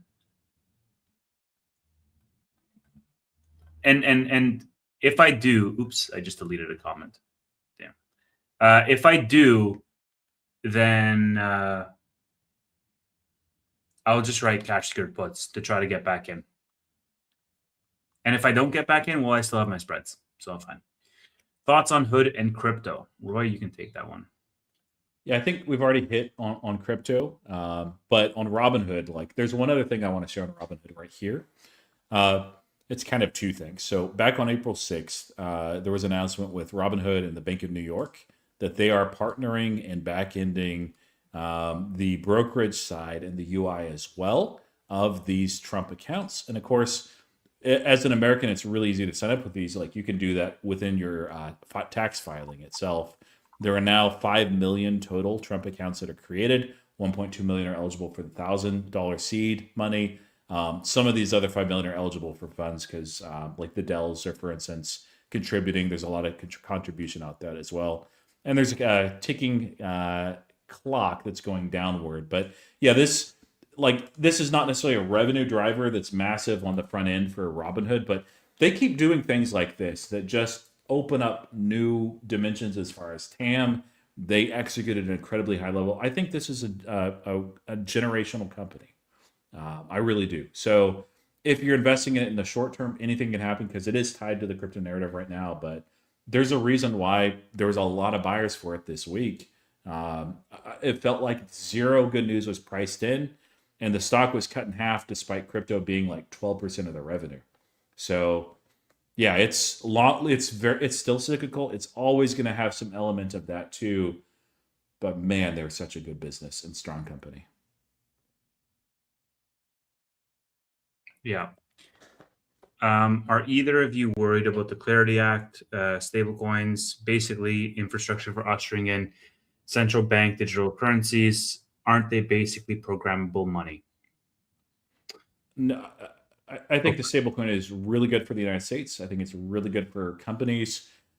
What's hard in if people are trying to move stable, so you can use it internally. Like Figure Technologies uses it for all kinds of different advantages across their entire ecosystem. SoFi USD, same thing that they'll use it some internally, but they can also partner with others and issue that through their tech platform. And there are partnerships, multiple of them already that exist. PayUSD, same thing for PayPal. But to move meaningfully into payments, there probably has to be something more for consumers. But this seems like more if you're asking, is it like an existential threat to our financial infrastructure? Banks seem to think so if there is yield attached, but I think that's flat out wrong because we're already in that environment. There's a gray area currently with the Genius Act the way it is that allows yield to be issued if you are not the coin issuer. There's a couple other loopholes as well. So PayPal, for instance, went through Paxos, who is the issuer, and as a result, PayPal can offer yield. So has that collapsed banks and the United States economy? No. Jamie Dimon's flat out wrong on that. So even Anthony Noto himself is in favor of just the Clarity Act passing. I think he prefers it to pass with the yield intact, even though that's not the best thing for SoFi. They're still positioned very well. So I don't have any concerns as far as a negative impact. There's just so many positive benefits. I question that it's going to be used as much as some, especially in payments right away, but it's something to keep an eye on. We got a donation. He asked not to have a shout out, but thank you very much. Really appreciate that, the kind words and the donation. Thank you. I just saw that, and the words mean even more, but that's very kind of you.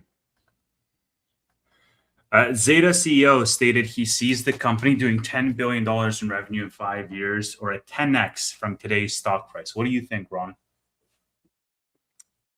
I mean, they execute very well. He seems like it's a very good CEO. It seems like that they have proprietary data as well, the 1P data, if you look back at the stock take episode. So it could be the case. And then there's Anthropic, so, which is part of the reason why Zeta went as low as it did, just because anything that Anthropic releases that touches any other company, that company sells off to. So I'm not sure. I would personally, if I had to pick an advertiser to invest in, it'd probably be App11. APP is the ticker. Zeta, I think, is a fine company, though. I that wouldn't shock me. In which case, it's meaningfully higher than here. Yeah. I love the ambition of Zeta CEO. I don't own Zeta. The growth rate is not that exciting for me personally. I'm not against owning Zeta. I'm not bearish on Zeta at all. I'm probably going to take another look at some point. I know Steve got in Zeta and he's now bullish on it. Yeah, if I was like super, super bullish on the space and the company had a whatever 30% growth rate, which is what I think they're at, something like that, then I'd probably be more interested. But I'm not even interested in the space too much, nor am I really interested in the company specific growth rates. So no thoughts beyond that. Love the ambition though. Definitely rooting for him on the sidelines. Michael says Kraken Robotics has a massive following on X, primarily due to its partnership with being an Anduril supplier, not followed much by financial podcasters. Much. Any thoughts? Yeah, that's one that I would have to spend more time on. I did look, and I think Michael, that you were the guy telling me a while ago to look at Kraken. I believe it's up. I was looking at it last week actually. Robotics is just hard for me to figure. But yeah, people love Anduril. Like that's one that when they IPO, that'll be a very retail driven stock for sure. Palmer Luckey, like it's hard to not like the guy. So he reminds me of like what Americans were as far as entrepreneurs 100 years ago, in all the best senses. Yeah. Mr. Matt Money, Lambo soon, member of Ron's channel for 14 months. It's over a year that Matt Money's been subscribed. That's a lunch in Houston. Yeah, that's right. Yep. I got like a video on Instagram from Michelle, and it was just her and Ray and Matt Money, and they were like at a restaurant or a cigar lounge or something. They're like, hey, just saying hi. And I was like, oh, I hate this. I wish I was there. Yeah, I'm in Houston and I don't get invited to those. They had a big meetup like a year ago, and they're like, "Nah, let's not invite Roy." So. Yeah, you don't need to associate with their kind. These rebels. What's your process to find new stocks? That is a really good question, actually. Do you want to go first? I mean, these shows really help. Like having these shows and talking about different names, like crowdsourcing the exploration phase is definitely something that's helpful. I feel as though most of the companies that I've gone into over the past couple of years, some like I've heard from somebody in my circle talking about, as opposed to being a company that nobody is talking about and me just like going in and doing. I've done that too. Like Figma, I don't think anybody's talking about, and there's been other companies that nobody was really talking about that I'm like, let me, I'm interested in this. Let me read up on it. But generally speaking, if there's a space that I think is going to do well, if there's a company that I'm interested in, like, Anthropic is going to IPO, and what is the first thing I do? I probably would go and look at their investor relations, listen to their latest earnings, try to form my own thesis around what are the pieces on the horizon, and then form an investment case from there. But most often I find it from my circle. And there's a ton of stuff that the chat throws up, or even my circle throws up, that I'm like, I'm not interested. But it's a great tool for getting new ideas. Yeah, exactly the same on this end too. Like I know some people find things from like stock screeners or something. I've used stock screeners and I do use them occasionally, but I've never found a stock that I really want to invest in through a screener. Yeah. It's usually from the community, sometimes from you guys in the comments or just people posting on X. They're talking about an opportunity. I'm like, yeah, let me look into that. And then like probably 95% of the time, I'm like, it could be good. It's nice. I'm not really my thing, you know. And then there's every once in a while something where so I'll take people way back in 2023, May 2023. I had owned a ton of Palantir. I took some gains on some leaps, just because that's what you do when it runs up massively, and ended up buying some SoFi. I already knew about that one and been following it for a while. And then Arnie on X, who was a very early Palantir investor, was starting to do some research and looking at getting into Robinhood in May. And I was like, Robinhood, you know, that when they IPO'd, I was like, yeah, there's no way I'd touch that stock or anything. And then I looked at where I was trading. Like he was like, hey, they're trading like near enterprise value. They have tons of cash. And I was thinking about between that and then this shift into the bull market, crypto bull market as well, and also high interest rates, the golden confluence. I'm like, it clicked. The thesis made perfect sense to me. I'm like, I'm getting into this initially just as a swing trade, which ended up becoming a long position because I really liked it.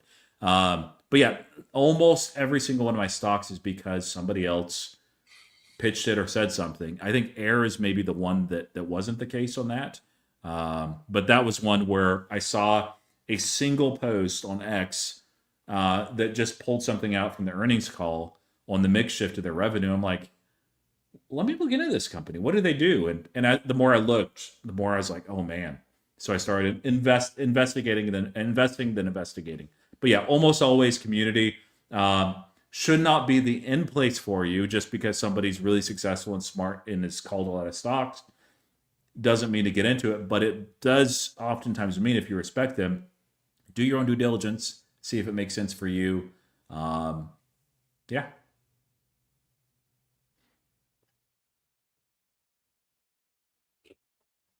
What is the probability that Bird successfully builds out a data center business? I don't know. I don't know how to answer that question. Like that, I would say probably pretty low, but I don't How know are they? anything about the company honestly before the last week. How are they even going to get chips, dude? Like, there must be a backlog that's around the block that's ahead of them at this point. It's not like they're established that they have the connections. It's like me going to Nvidia and being like, "Hey, can I buy some racks off you guys?" Like, it's not going to happen. I don't know. And this would seem to be a much harder pivot, at least in my mind, than we're going to switch over to a digital asset treasury. Where what effectively are you doing? You're buying crypto. That's not that hard. Yeah. SoFi or Hood, you like SoFi? Yes, I do like SoFi. I think SoFi is going to do very well. I think both are going to do well, but I think SoFi is going to do very well, especially at these prices. Should Anthony Noto merge Allbirds with SoFi to increase shareholder value? Yeah, I hey man, we need to make an acquisition of an AI company, so there is definitely some merit to that. Yeah, But they just rebrand to SoFi AI. yeah, so yes, exactly. Um, which stock would be nice to get into now? I think we answered this question before. Are you guys going to do a play for SoFi earnings? If I do, it's probably going to be writing covered calls over earnings. Yeah. But that's the extent of it. I already have leaps. I already have a massive position, like 30% of my portfolio is in SoFi, and then I would do covered calls for about a quarter of that. Yeah. Is Air stock price increase being driven up by institutions or retail? Retail community since seems MIA on Reddit and Wall Street bets. Yeah, I mean, like, there's more of a community now on X than there was when I was starting to cover it. There's like two other guys literally that were even talking about it like at all, other than just a bunch of bots. And now there's people that are like fellow airheads, and I love it. So, but no, most of the volume is institutional. I think there's also a lot of traders. When you have a momentum stock like that, it's inevitable. They've had a lot of compelling news, a lot of like this massive order that came out this week. I think institutions are loading up absolutely. And keep in mind, Air is very small as well, right? It's still what 2 under billion. It's like 2.5 wow, billion. 2.6 billion. This is crazy, Roy. I remember when Air was like 600, 700 million. Yeah. It- yeah, still very small though. Where do we think SoFi is after earnings? We can answer the stock price one, but mind you that both Roy and myself will be making SoFi earnings videos. So questions like this, Amber, I'll probably be deferring to wait for the SoFi earnings prediction video, because I think we're both going to be making. But let's just do stock price just for the people. Where do you think, Roy? I mean, it's a ways away, but 24. Yeah, 23 is what my gut was saying.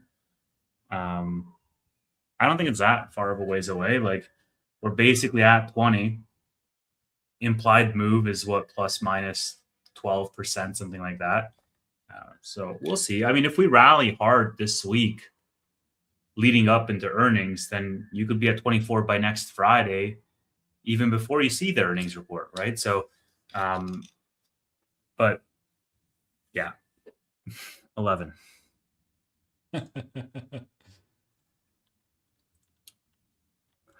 Are we going to be live on the day of SoFi earnings? Yes, we will. SoFi earnings is, remind me, Roy, it's on the 29th, right? The Wednesday? Should be a Tuesday, is it not? I think it's Wednesday this time around on the 29th. I could be wrong, but I'm pretty sure it is. April 29th, which is Yeah, Wednesday. it is Wednesday, huh? Yeah. Yeah. Your Robinhood's is not that week, so yeah. Robinhood should also be that week. It should be the 28th after market, the Tuesday. On Tuesday? That's what I Usually have. they do Wednesday after the. What in the world? It is Tuesday. Yeah. Okay, well, I'm glad that you guys said something because I would have had my schedule all messed up thinking SoFi was the day before than whatever it was. So, Yeah, but so yes, I'll be able to do the SoFi. Robinhood is before SoFi. So you guys are going to have a Robinhood market close on Tuesday with their earnings, and then you're going to wake up early for SoFi's earnings the following day. So, yeah, it's gonna be a fun time. We'll see, but we are going to be covering SoFi earnings bright and early on Wednesday, April 29th.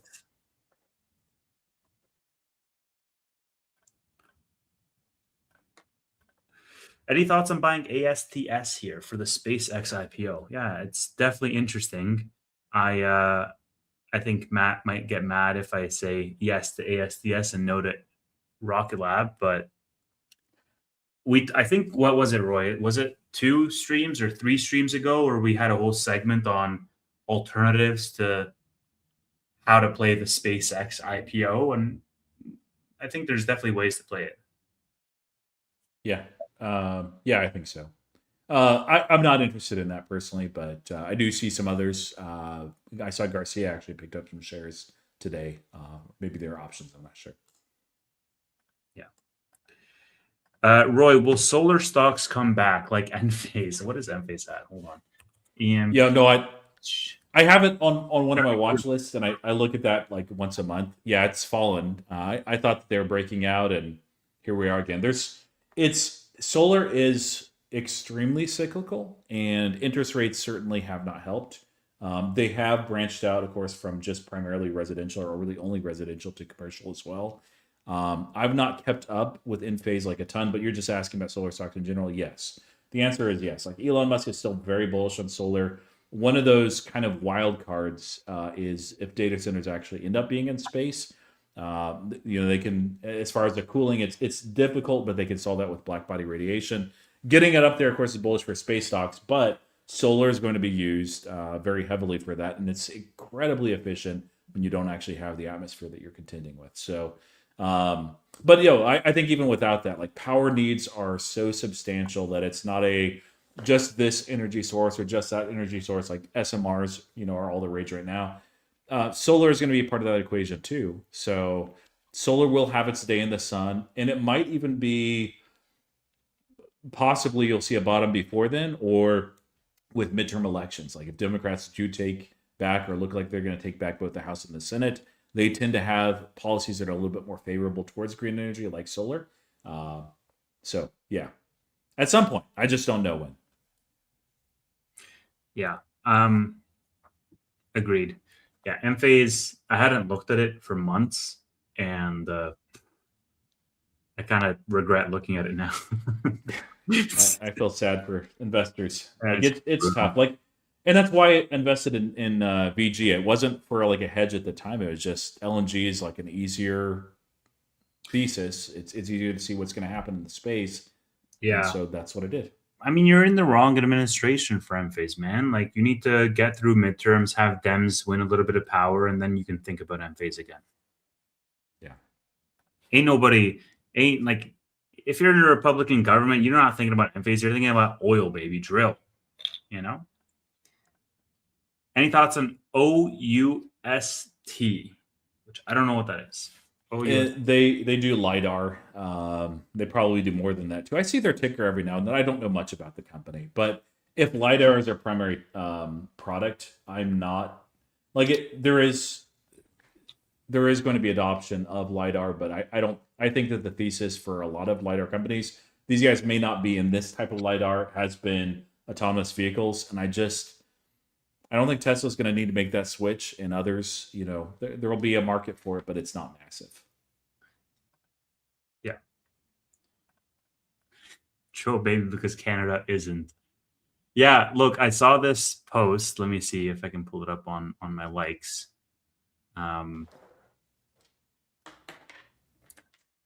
Oil reserves in USA and Canada, and somebody says Alberta is going to have a hell of a college football program when they join the United States, because this right here is all Alberta. I think somebody even pinned it. Yeah, oil and gas. Look at that, man. That's so crazy how it's just in Alberta and nothing else. Where is it? Somebody. Anyways, but yeah, crazy, crazy, crazy. Mm-hmm. I had never seen that laid out like that, so it was really baffling to me. Like, I thought there was going to be more overlap in like Saskatchewan and other provinces, but it's just like Alberta. um, so, anyways, why do you keep calling him Travis, bro? You must be new here. So on Fridays we do a more laid back, off the cuff show, and it's a inside joke because one of the viewers who wasn't familiar with the show, uh, or multiple viewers actually, called me Travis, and then they called Roy Ron, and so we're like, you know what, fuck it, we're gonna do a show called the Ron and Travis Show on Fridays, and that's why our names are different.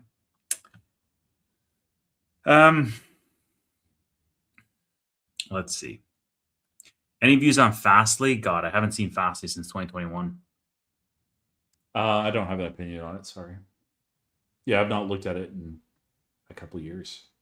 Do you have 50K ready for leaving Canada? My brother, if it was 50K, I would have left 10 times over, but it's 5 mil. Okay. That's the problem. It's five. Well, no, but that's Canadian, so that is like 50,000 USD. No, it's 5 mil US. Oh, okay. Dude, if it was 5 mil, guys, don't you think I thought about this? Like, don't you think I think about this all the freaking time in my free time? Yeah, it's I can't afford that shit, dude. I need way more donations to be able to afford citizenship. I can't. It's not 50K, man.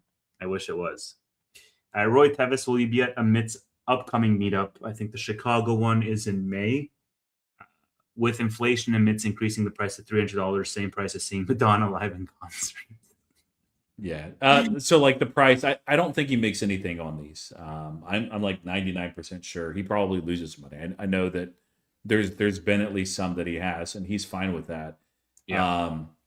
Security is a thing. Like make sure between the event and everything. So yeah, just I want to put that out there in case somebody doesn't know him. Like he is a very honorable guy, very honest guy. Like he does not even do any sponsors. I know him quite well. So, but no, I will not be going. Not paying 300. But no, just kidding. The reality is, with what I do for work, I have substantially less time off than I did with my prior position at the university. So as a result, I don't have the time.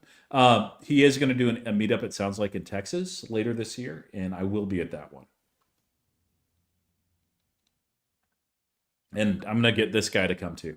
Yeah, if I'm still on this continent when that meetup happens, I will definitely make the flight over. If I'm in Europe when that happens, I'm not flying across the Atlantic to come to a meetup. Sorry.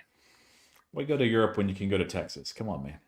Guys, I'm telling you, I have explored all options. Steve will not adopt me. I tell him, and he's just like, "Are you stupid? You're a grown ass man. What the fuck are you saying?" like, Steve, please, I'm dying over here. He won't do it, man. So, yeah, I gotta go. I gotta come through like marriage or like the OnlyFans visa or something. I gotta get creative with this shit, guys. I can't. It's rough. But yeah, I don't think I'll be able to join the Chicago one. Texas, I definitely want to, and Toronto, I think, is going to happen at some point or another. I think Tanner called me the other day because of that, but I didn't pick up. But I'll call him back eventually. And yeah, meetups are a lot of fun. Security is a real thing. Maybe this time he'll need less because we're back into the green, but we never know. Congrats on air, Roy. Didn't do my homework. Haven't looked into another equipment manufacturer called Axtron. I'm fairly excited about it. Yeah, I pulled it up real quick, and I have not heard of this one before. It looks like they're one of those niche guys that are in the automated testing equipment. I think it says it develops, produces, sells, maintains, and installs equipment. So I'm not really sure. Yeah, I don't know them at all. But if they are in the ATA space, make sure that they can scale. Like that's the biggest thing. If you're a niche guy, Air can.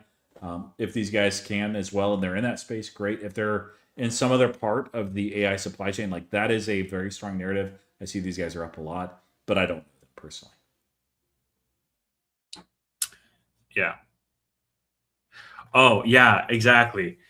Says Tevis, my bad. I mean, the departure tax is 500,000 to leave Canada.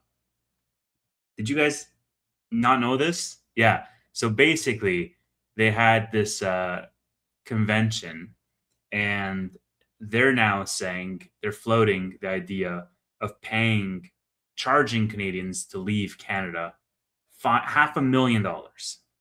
But that's Canadian. Yeah, exactly. So So that's like $50.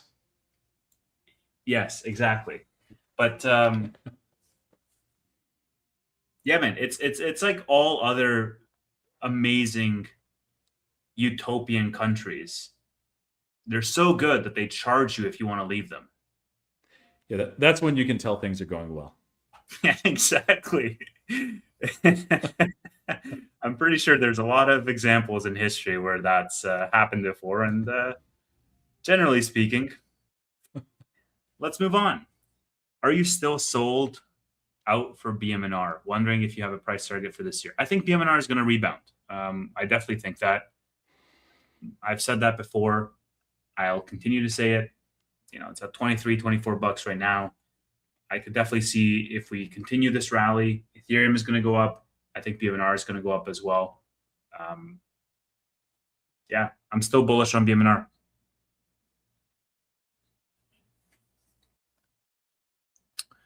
Thoughts on Intel? I mean, they put in a new all time high this week. One that was previously set, I believe, in 2000. So obviously, we talked about this previously, and I didn't get into it at all. Of just like, okay, have they gotten to the point where they're too big to fail based on the investments from outsiders, especially the U.S. government, that we've put a lot of money in Intel recently. I have not kept up with them as a company, but over the last year, they seem to be fairly poorly run. And time again, maybe I'm wrong, recently. I know that they have a newer CEO. I've not kept up, like I said, with Intel, but it takes a long time to change a culture that just isn't working and talent that just hasn't been there. So I'm skeptical if this is just a pump because of the investment of the U.S. government primarily, or if it's something more. Like they also benefit from the space too, right? Or for what's happening with AI. But I wouldn't be a buyer here at all. I think it's if you're going to pick between GPU and CPU manufacturers, semiconductor manufacturers, this would be the lowest of anything on the list. Like I'd pick up NVIDIA and IM, AMD, Navitas, like just photonics companies, AOI. So whatever it is, give me anything except for Intel. Could be wrong, but don't chase just if it's just a green candle that you're interested in, be careful with that. Look for quality. And maybe the CEO is absolute quality and he's awesome and doing great things. I don't know. But make that determination yourself.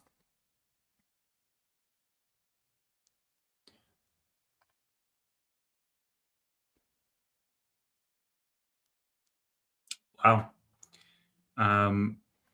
Let's play this, Roy. Some breaking news here. So this gentleman here is the Speaker of the Islamic something something Republic of Iran Parliament. So he's saying the president of the US made 7 claims in 1 hour, all 7 of which were false. They did not win the war with these lies, and they will certainly not get anywhere with negotiations either. With the continuation of the blockade, the strait will not remain open. Passage through the strait will be conducted based on a designated route with authorization. Whether it is open or closed, and the regulations governing it will be determined by the field, not by social media. Media warfare and engineering public opinion are an important part of war, and the Iranian nation is not affected by these tricks. Read the real and accurate news, blah, blah, blah. Whoa, kind of crazy. But we talked about this a little bit earlier in the show, right? I feel like it's so disconnected between the press releases and what do you call it? Like the newsrooms, like when he talks versus the actual truth posts. I feel like those are two different people, man. Because the truth posts are just unhinged at all times, completely clickbait in many areas. And then when he talks, like, yeah, he'll ramble, he'll go off topic, he'll make these sort of like veiled threats, but it's definitely nothing close to the level where it is on the truth side of things. So, and I think the other reason why it's interesting, Roy, is because like with all these modern with all these modern wars, we're seeing how social media is weaponized and just the next evolution of like propaganda, essentially. And it's so easy for us to see that in history books across different periods, but I think people overlook it when it's happening in the period that they're living in. Definitely. If somebody was looking back on this event and they were writing a chapter in a history book around this event, I guarantee you some part of that chapter would be around how social media is being used to create volatility, to create FUD, to create pressure tactics from a negotiation perspective. And I think people don't. I think people are discounting a lot of those pieces. Anyways, let's see. Can you please tell us a story about the first penny stock or pump and dump that you ever bought and how it went? I think this will be fun. Okay, you can start, Roy. Yeah, it was actually AMC. So I think it was technically under $5 at some of the buys that I had. Maybe not, but it was pretty close, and so I'm just going to go with it. But yeah, January, very early January, right after the new year, 2021, and I'm like, hey, let me get into this. It was a momentum stock at that point. Ended up putting a decent amount of money actually into it, and when it squeezed, I took the 4x and I just got everything out. So doesn't usually in that way, doesn't always end up that way, but that's when I got serious about my long-term positions. Palantir was a big part of that. Yeah. for me, early on, I was investing in a whole bunch of biotechs, and, and with biotechs, I found some names where I I bought them in like 30 cents, 40 cents range, and and I sold them at like 50 cents or 60 cents because I was just an idiot and I didn't know what I held. And lo and behold, a couple months later, they were trading for like 25 bucks because they got like approval, they moved to clinical trials, whatever. And I think that was, one of the early indications where I was like, oh, wait a minute, these are actual companies and I should look at their actual earnings. And I learned everything the hard way, by the way. I learned everything the hard way. And then I moved from biotechs to like shitty Chinese ADRs, which also had their own news. This is back in like 2017. And those were like very much influenced by some politics. Like, oh, this company is the Chinese Google, and this company is the Chinese blah blah blah Facebook, and this company is just like great, but they're also a couple of dollars. So yeah, if I were to look at the companies that I bought back in 2017, 90% of them would have gone to zero, but the 10% that wouldn't have gone to zero would be up like 300, 400x. And I never held nearly long enough to see any of that through because I was just buying, getting a 10% or 20% gain, selling, and then buying the next one. And yeah, exactly. You paid your tuition. That is exactly accurate. Let's see. Next question. Either of you see the screaming buy that the trade desk is right now? Meta November 2022 playbook. Let's take a look. TTD. Yeah, if you throw this, I got this chart ready. $22 for the trade desk. What is going on? And well, if any of you guys are using Fiscal AI, let me throw this. This is, I don't know if it'll copy over. They got a handy share link thing now where, like, if you're using it, it pulls this up immediately. This is on the charting side. And since Tevis never minds me doing this, there is a link in my description if you want to use it. Try it out. 2-week free trial. Saves you, I think, 15% if you end up being a subscriber. But yeah, let's look at the metrics real quick. I think forward metrics is actually really interesting here, and I didn't realize this with the trade desk. Because if you look at where they're at right now, we're going to have to zoom in a little bit. The thing that was with the Meta was, of course, back in 2022, they fell to single digit. This is forward. We're going to look at regular PE in just a moment, but it's a little bit harder because these guys lost profitability, so it skews this chart. But their forward PE never really got as low, if these estimates are correct, as the trade desk. That's interesting. Now, the trade desk is not growing rapidly, but I like Jeff Green. I think he is a great CEO. Let me zoom this in. We need to go up to January 2023. Yeah, that'll be fine. Okay, so you can see, this is where the PE is right now, which is not super cheap for the trade desk, especially that they're growing in the teens as far as revenue. But I'm going to have to look into this a little bit. Maybe there's some reasons why, but that is a really low forward price to earnings for a business that I think is quite high quality. It is in the advertising space like Zeta. Maybe their lunch is being eaten. Let me pull up quarterly too. I mean, they're trading at levels where they were back in 2019. Just saying. Yeah, and like Jeff Green bought a ton of the trade desk, but at the same time, he also sold. What's right there? He sold a ton at the top, didn't he? Yeah, like he timed it like perfectly. It's almost like CEOs know their business inside out. But yeah, so just from a valuation standpoint alone, and I like Jeff Green a lot, it's pretty interesting. And I'm going to write that down as something to look into a little bit more.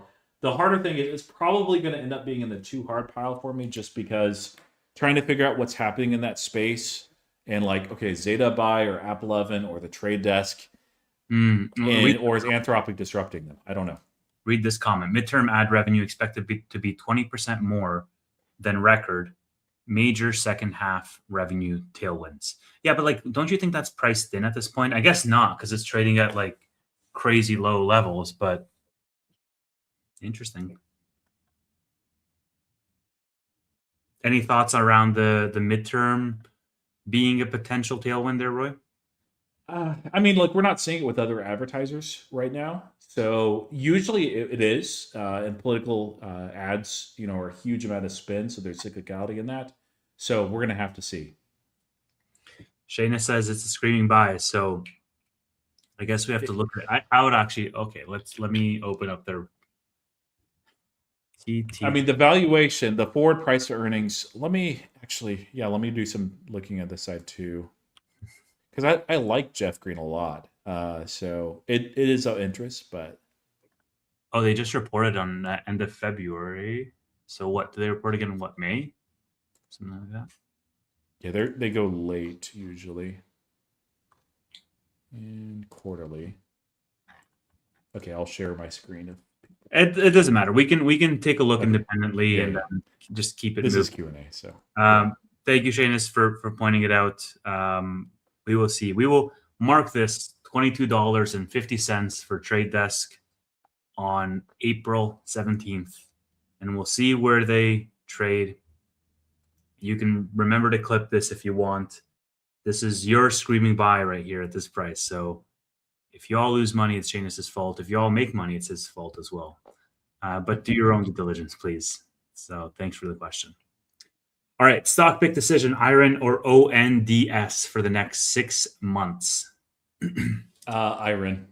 Yeah, I would say Iron as well. Both are relentless dilution machines right now, but Iron is, it's pretty clear to see what's happening with inference. I mean, the stock could surprise us, and I don't do things over 6 months. Ondas, I don't mind. Like if this is a longer term, it'd be a harder decision. But yeah, I'd pick Iron.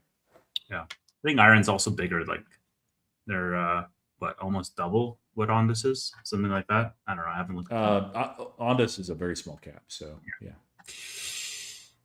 All right. Duolingo.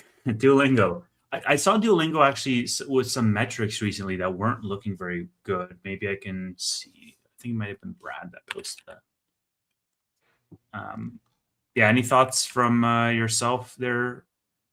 Yeah, the most recent earnings, it looks like this is a business that is deteriorating a bit. They did launch chess like fully, and they're starting to advertise for that. So we'll kind of, it'll be interesting to see if they can actually pivot into a learning platform. I know See that there that? are some that use chess for that, but it's I wouldn't get in it personally. Yeah. Did you That's see bad. this? So Brad posted Duolingo's social media interest growth trends continue to look awful. He says a constant stream of viral content from their accounts greatly helped DAO growth over the last 2 years, daily active users. That stream has dried up. Growth sharply slowed. Doesn't look like things are improving yet. I guess you can argue they're still suffering from the AI first announcement blunder, but it's a few quarters after they said things would be back to normal now, and no signs of that happening. And for those who want to say, but they're prioritizing teaching better over subscribers, that should not have any negative impact on social traffic, and it should not, and it should be an accelerant for the second US consumer usage chart that also looks very bad. So this is the consumer usage chart, and this chart is the social interest. Both are looking down and to the right. So yeah, not really looking good for Duolingo.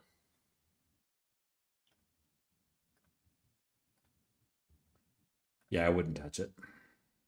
Different opinion than a year ago. Express Investing, thank you for the $5 New Zealand.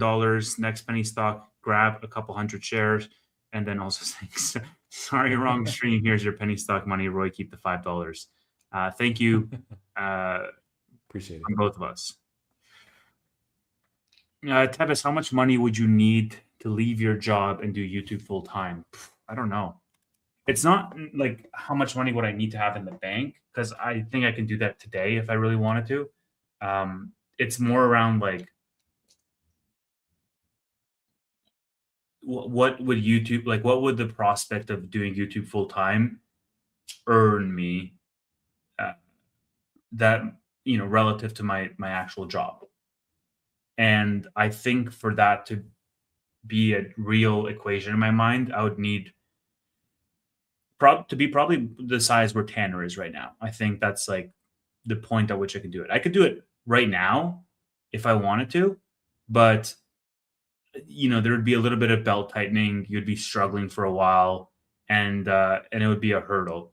But for me, like, there's no real pressure to do YouTube full time, um, other than just the sheer interest to do it.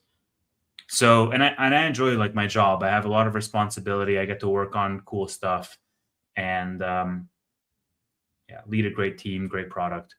So it's stressful, for sure. My job is, and doing YouTube part time is kind of uh, exhausting sometimes. I could do it right now. It's not necessarily a dollar amount. It's like, what would YouTube bring in monthly, and at what point would it make sense where like it's good enough for me to do it. Yeah. But I think doing YouTube full time would really make it easier for me to go live somewhere else. Oh yeah. Like if I did YouTube full time, I would just sell all my shit here and just go live in Europe full time, which is probably the better life decision for me, honestly, at this point. Um, it wouldn't be optimizing for money. It would be optimizing for just overall. You see these gray hairs, bro? I'm 31. You know what I'm saying? So, I uh, well, I had my first gray hair when I was 21, so yeah, and you never know. you still have fewer than me right now. I do, yeah. So, so yeah, I don't know. I think I definitely over-indexed quite a lot in my career, and that's got me to where I am. But it's also got me to there's pros and cons. Um, so yeah. Any Palantir talk? Looks like Tevis and Roy have been talking for a couple hours now. I'm heavy into Palantir and PTIR, which I don't know what that is. The only That's Palantir news leverage. that I saw was this from Evan. The U.S. Yeah. Federal Aviation Administration (FAA) has brought in Palantir and other companies to compete on a new AI tool for air traffic management. Yeah, and Palantir, like this is their game to lose, and it's not just because high quality and everything. Like, so if you throw this up real quick, Tevis, it's this was last week, but I do want to talk about the FTA thing. It's never bearish when the president of the United States not only says you have a great product, but also tweets out the stock itself.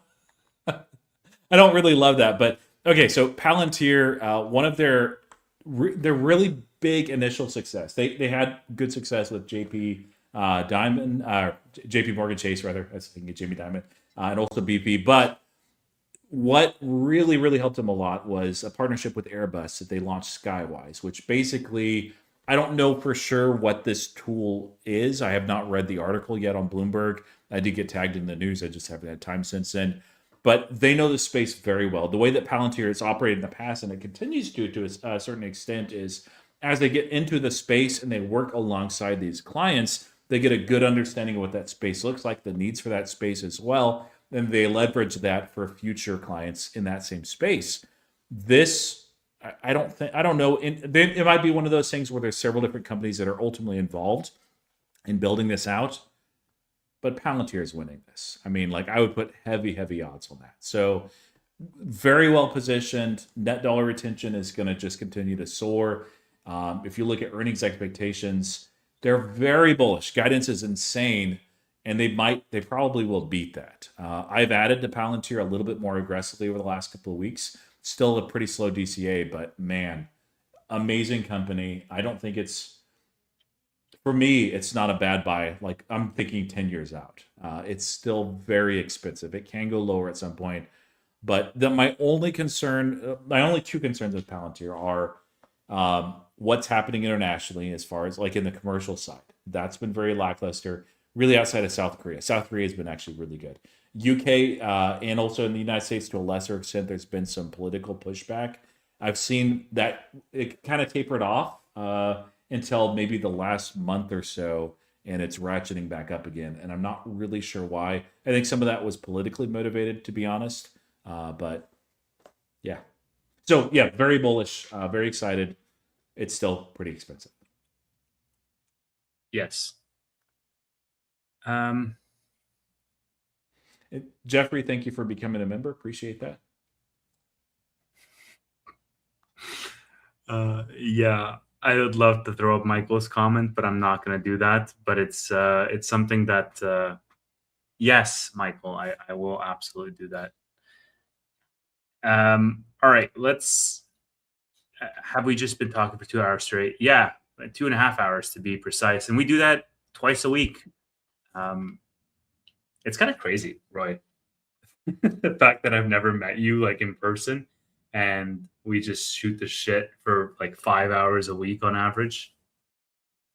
Or am I a person? I could Or be am I? AI. It's true. Who's more likely to be AI?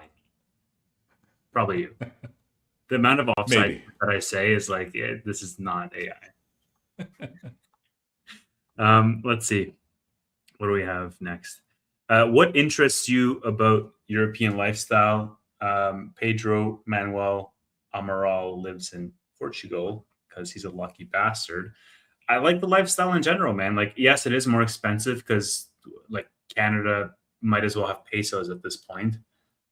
But people actually live to live and not just to work, and they actually feel like humans, and you can make a more genuine connection. Here it's just like it's like a freaking work colony.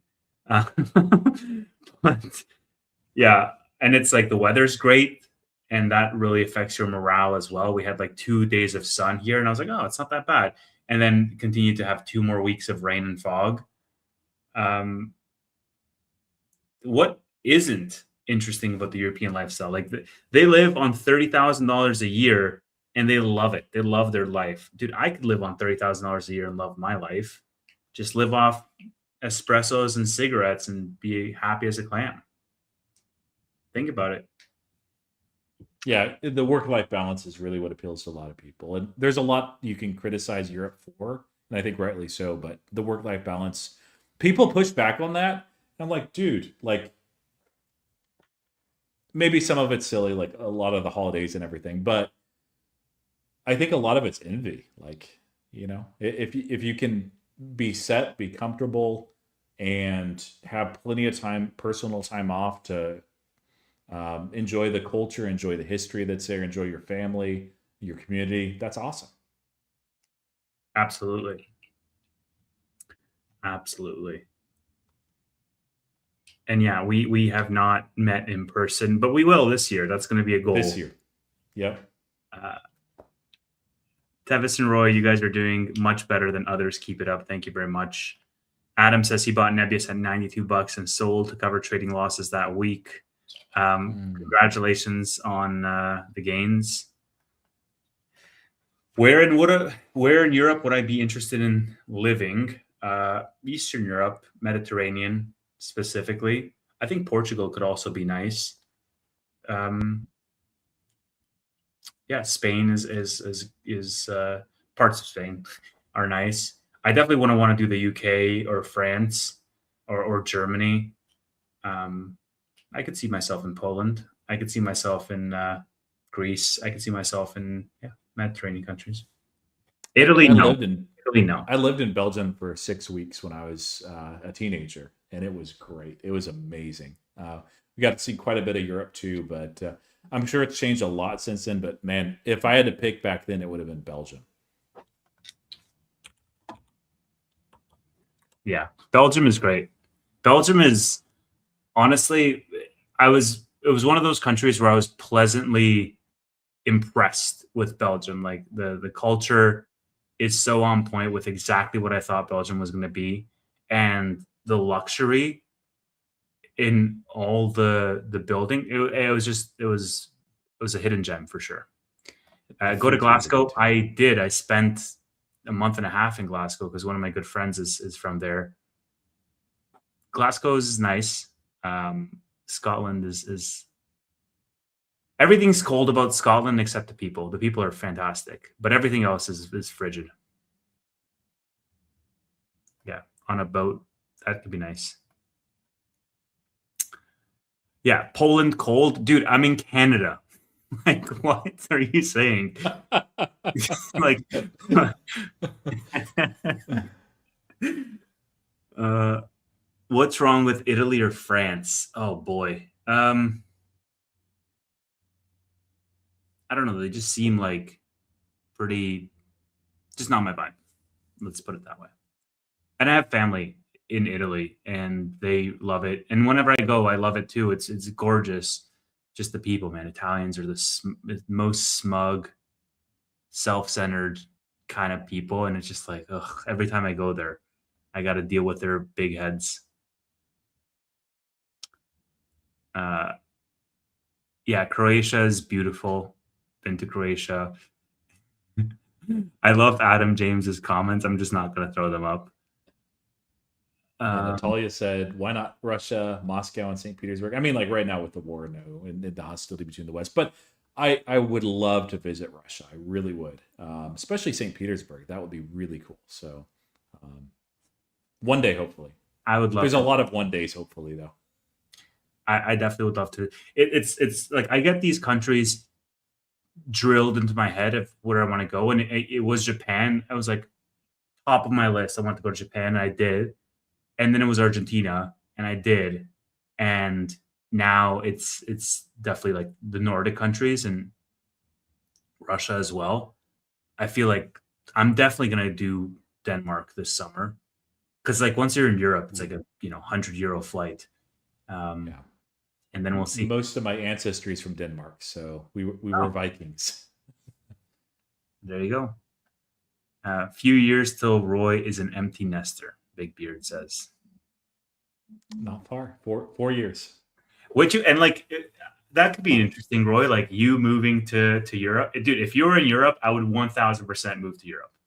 Nice. Like Yeah, if my you're wife and I we've talked about it. We've talked about it before. I don't know. I don't think that we would do it, but I can't say never. Especially like you made the point with I wouldn't really want to do this full time necessarily, but you know, 5 years out as an empty nester, like probably would be viable at that point. So it could be that in my career that it's time to take a pause or like move over there, and I can do my career. I can do what I do overseas as well. Like it's not like there's a lack for need and there. think about it this way: in 5 years, your YouTube channel will have grown, and especially with sponsorships and brand deals and all this other stuff. Like in Europe, you could live like a king. Yes. Yeah. Where would you It's go? interesting. My wife would love it. So the problem is, I think my wife. Well, we'd visit a lot of places, and she's never been to Europe, but she really No, wants to go to France. So Roy. What are you doing, man? She's never been. I've tried, man. Like, Dude, okay, so we got 3 kids, right? Two of them are grown adults. They're the middle one's going back to college full time in August, so he's out of the house. Older one is moving out. Yes, we've been charging him rent just so he's in preparation for that, but he's moving out this month, which is great. Love him, but like we basically gave him a deadline too. Of he's not into it yet, but yeah, he's ready. So then we just have the daughter. But the problem is I've tried to take my wife on trips, just us, quite a few times, and she's just concerned about our daughter, who's 13, and she has older brothers at home. So I'm like, okay, I might just have to wait 4 or 5 years, and then we go. But when she was younger, she was very happy leaving her with like grandparents and other people. So I probably have to wait 5 years, and then we'll go on like an epic European vacation or something. Actually, that lines up very well. Yeah. Yeah. I think a month in Europe is called for there. Yeah. Well, I mean, like you could definitely do smaller expeditions with your daughter and just do a little family trip, the three of you, and that could be great. Because like the thing is that I'll usually come back from a trip and then I'll get into the rhythm of work and whatever and life and I'll forget about it. But then when I travel again, it starts all these thoughts in my head about like why don't I live here and why don't I travel more, and 1 week turns into 1 month, turns into me looking for properties down there, And like it always happens every time I go down. And so it could also be the case for your wife, where she's like Europe is a concept in her brain. If she sees how it is in real life, you just what are we gonna do? Oh, let's just sit here by the water, have a little espresso, a little croissant. It's fantastic. What are we gonna do? Just walk around? That's life, Oh baby. man. That's life. Oh, yeah, yeah, we're gonna have to do that. Yeah, no, and I do see people saying, yeah, that Europe is safe for kids. I mean, I've traveled to places with kids that it's not at all. But yeah, I'm sure that most places are perfectly fine.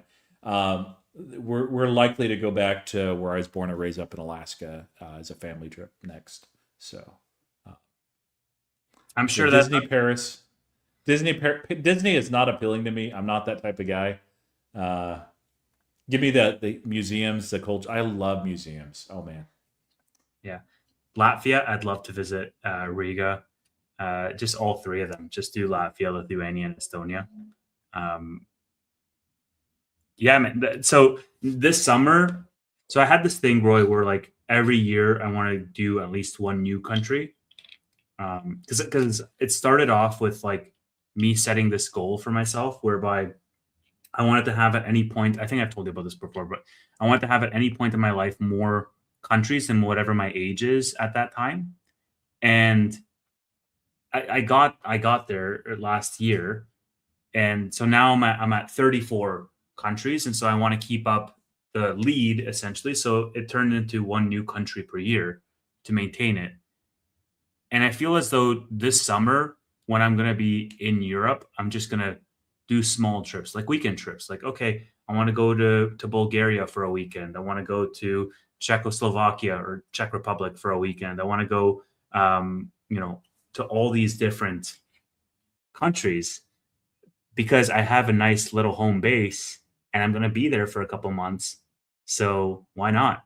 You know, I'm Yeah, actually and curious it's to see how many viewers are, from Europe that I can just be like, hey, these are the countries that I'm going to go see. Let's have a coffee kind of thing. Yeah. And yes, this is where I am from and where I will be this weekend or this summer. I'm clearly tired. Um, Maybe we wrap. Let's see. Natalia says, Roy, besides the Hermitage in St. Petersburg, you can visit the Museum of Dostoevsky and his apartment where he wrote Brothers Karamazov. Hermitage. Yeah. Yeah, no, that would be awesome. I like Mir. No, Mir Ivana is. I actually never read that one, but I can't think of the title right now in Russian. But Crime and Punishment. Why can't I think of it? I'm blanking on it. But yeah, In Russian crime, uh, Crime and Punishment is. Have you read it before? I've read Crime and Punishment. Yeah. I love it. That's my favorite piece of Russian literature, easily. So Yeah. I started Brothers Karamazov, but I haven't finished it. I love The Gambler because it was like it was like a short book and I got hooked on The Gambler.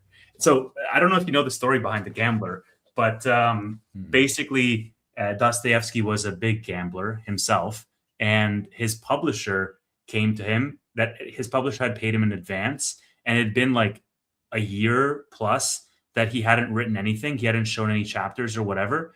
And basically, his publisher was like, "All right, you got to give us a book in a month, or we're gonna like pursue legal action to get the advance back." And he wrote the entire book, The Gambler, in like a month. And it's large, like he was a gambler himself. So that's the topic that was top of mind. Um, yeah, definitely one of the lesser known Dostoevsky works, which is pretty good. yeah. You should check it out. Yeah, Uh, I need to also read the Gulag Archipelago by Solzhenitsyn. I've had it on my shelf for a long time, and mhm, like I forgot about it. So I'm like, oh man, I get to read that soon. mhm. Well, we learned Roy's Danish, part Yeah, Danish. Largely Danish. Yeah, a lot. Yeah, I am 100% Albanian. Um, so born, mostly raised. Um, are you in Bradford? No, I'm not in Bradford. Have I been to Thailand?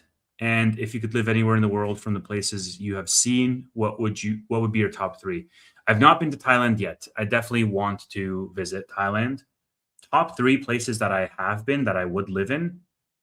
I feel like Spain is on that list. That's the first that comes to mind. Japan. Oh man, Japan. I definitely could see myself living there. That culture is amazing. So Spain, Japan. I feel like Albania would be a cop out, so I'm going to skip that because it's born there. You've left out United States. That's true. That's Would true. that be top 3? I'm assuming that would be top. No, it wouldn't be top. No? Well, depends on the stage of life, man. I have been to Madeira, believe it or not, George. Yeah, it's a beautiful little place. Yeah, I don't know what the third one would be. Spain, Japan. I don't know. I'll get back. Greece was really nice. I like Greece, but I don't know if it's like to live. I mean, Albania would probably be the most realistic option. Is there still bad blood between Albanians and Greeks, or is that water under the bridge? Yeah, it's mostly about like Albanians and Serbs, mostly. I mean, like everybody hates everybody. It's the Balkans, dude. That's what it seems like over there. Yeah. Greeks hate Turks. Turks hate Greeks. It's like all this. Like everybody hates everybody. I know that one's alive and well. I was shocked, but I had some Turkish friends, and I'm like, wait, you guys still hate each other? Like, yes. Yeah. But the Greeks especially hate the Turks. I've talked briefly to one that said. Yeah, the main one is with Albanians and Serbs, which I mean makes sense on that one. Yeah. But with Greeks, I'm sure like there are still, but there's a ton of Albanians living in Greece, and whenever I visit Greece, it's like I don't feel any type of animosity. So, and yeah, I think this is why the U.S. would not be top 3. Is like I already have gray hair. If I move to the U.S., it gets worse. But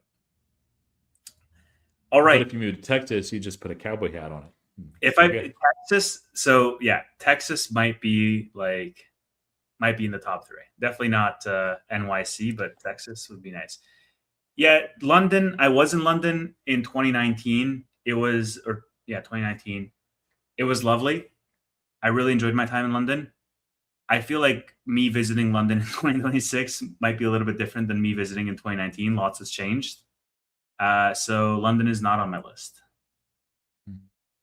But glad I got to visit it, back then. Shall we wrap there, Roy? Sounds good. Thank you, everybody, so much for watching. This is Fiesta Friday. We will see you on Tuesday for the Bootleg Weekly. Istanbul is, in fact, amazing. Highly recommend. Have a good weekend. Try not to think about your portfolio too much, or do, because it's been a great week. And touch some grass, and we'll be back. Thank you so much. See you soon. Goodbye.